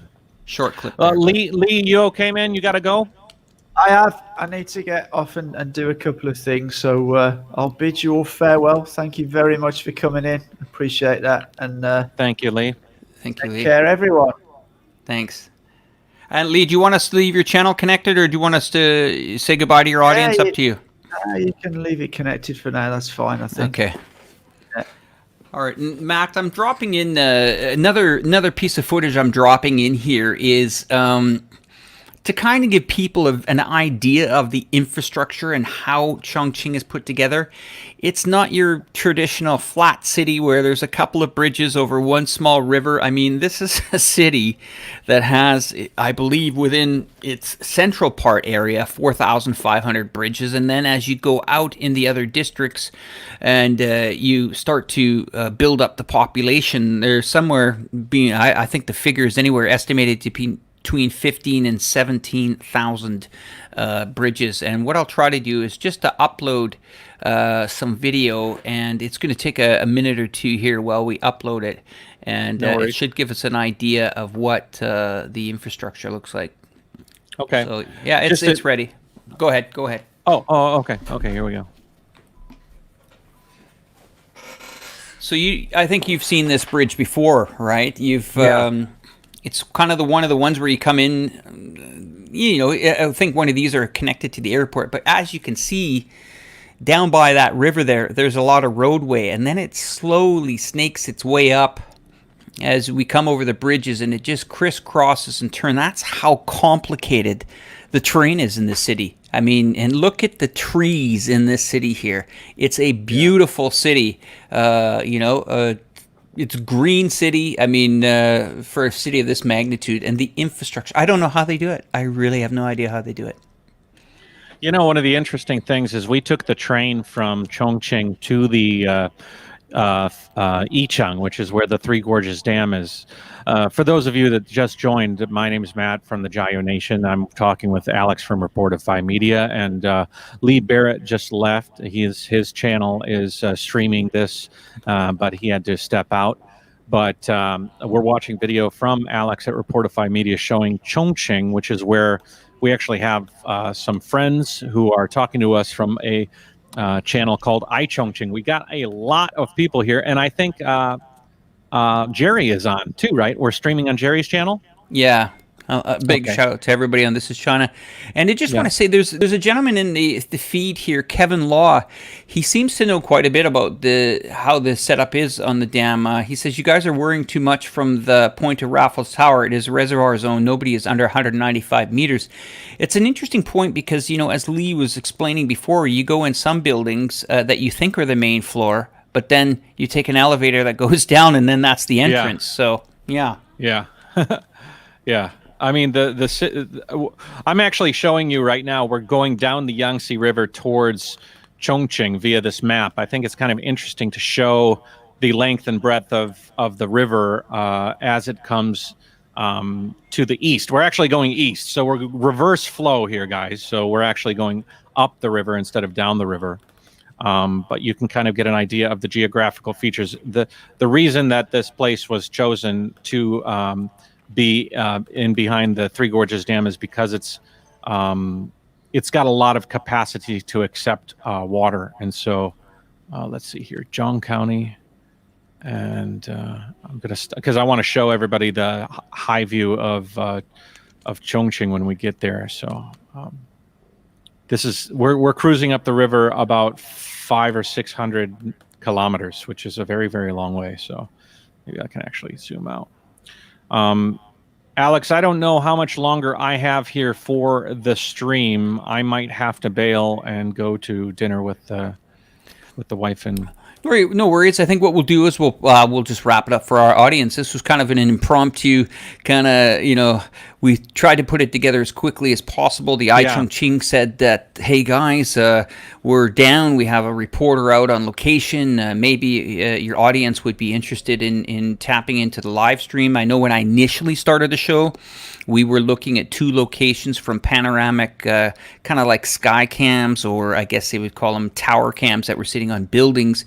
And then we went a little bit more onto the street. And it was good to see Sasha was talking to some of the local residents there, asking them, their concerns. What do they feel? Some were there for tourists. Some were there for actually, concerned. And, we're going to have to see how this plays out. And I think the next 24 hours are very crucial, is what I was told. So yes. I have no problem saying goodbye to my audience and Lee's audience. And this is China's audience. Guys, we just wanted to come in here to give you guys a pretty thorough update on at least the Chongqing area. And I'm going to hand it over to Matt to kind of wrap it up here. And I appreciate Sounds everybody good. coming. Yeah, thanks, Alex. Okay, guys, talking to you from Ningbo, China, south of Shanghai by a couple of hours, just to let you know, if you guys are fairly new to the stream, just to give you an update, there was some massive flooding that is happening right now in Chongqing. The dam, the Three Gorges Dam, is receiving record amount of water, and it's releasing it to try to mitigate the flooding. Yesterday, when we started getting words of this through our contacts in Chongqing, we were all concerned about what we were hearing. We knew that the flooding in July created some epic and disastrous situations downstream, and so we expect this water right now is about a third more than the water in July that caused all the flooding in July. So I know that you're going to get probably some tragic video of streets and cars floating down the streets and people that might not have been able to get to higher ground. We wanted to offer some perspective before that happened, or before you started getting inundated with all of this, just to give some context. I also want to say that if you like this, I think we could, Alex, I know you're in the back, but I think probably we could do this again, maybe prepare a little bit better, and maybe have some people arranged downstream if you're in Wuhan, or if you're in any more rural affected areas, or if you can be an eye on the spot to maybe add some stories on the ground. You let us know. My WeChat is, I don't care if I give out my WeChat. It's not a big deal. If you guys want to contact me, my WeChat is MATTYG, Matty G.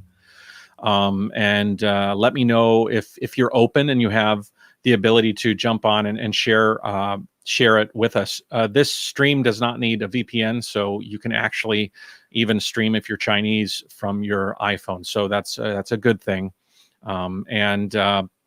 Yeah. Again, if you like this, we can do this again. It was really, really thrown together because we thought it would be something that we can share. So everybody be safe. If you're in the area around the Yangtze River downstream, we're all rooting for you.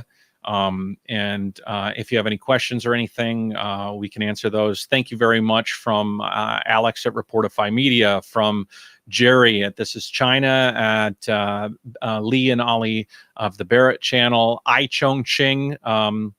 For those of you that don't know, Chongqing is a media organization in Chongqing. They are the hosts that helped us navigate Chongqing when we visited. If you look at my channel on the Jiao Nation, you will see some fantastic videos of Chongqing when it's not dealing with this flooding situation, and I share some amazing stories of that, and you can check those out very soon. There are going to be some really, really beautiful stories, not to distract from the flooding, but simply to add context to an amazing city. So Chongqing did help us navigate through there, and so we want to thank Chongqing and everybody for the stream. Thank you so much.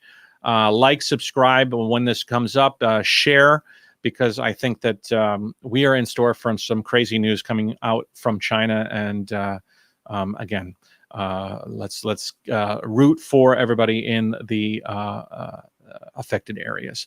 Thank you, everybody, for joining, and thanks all the channels. And have a good day wherever you are. Jiao.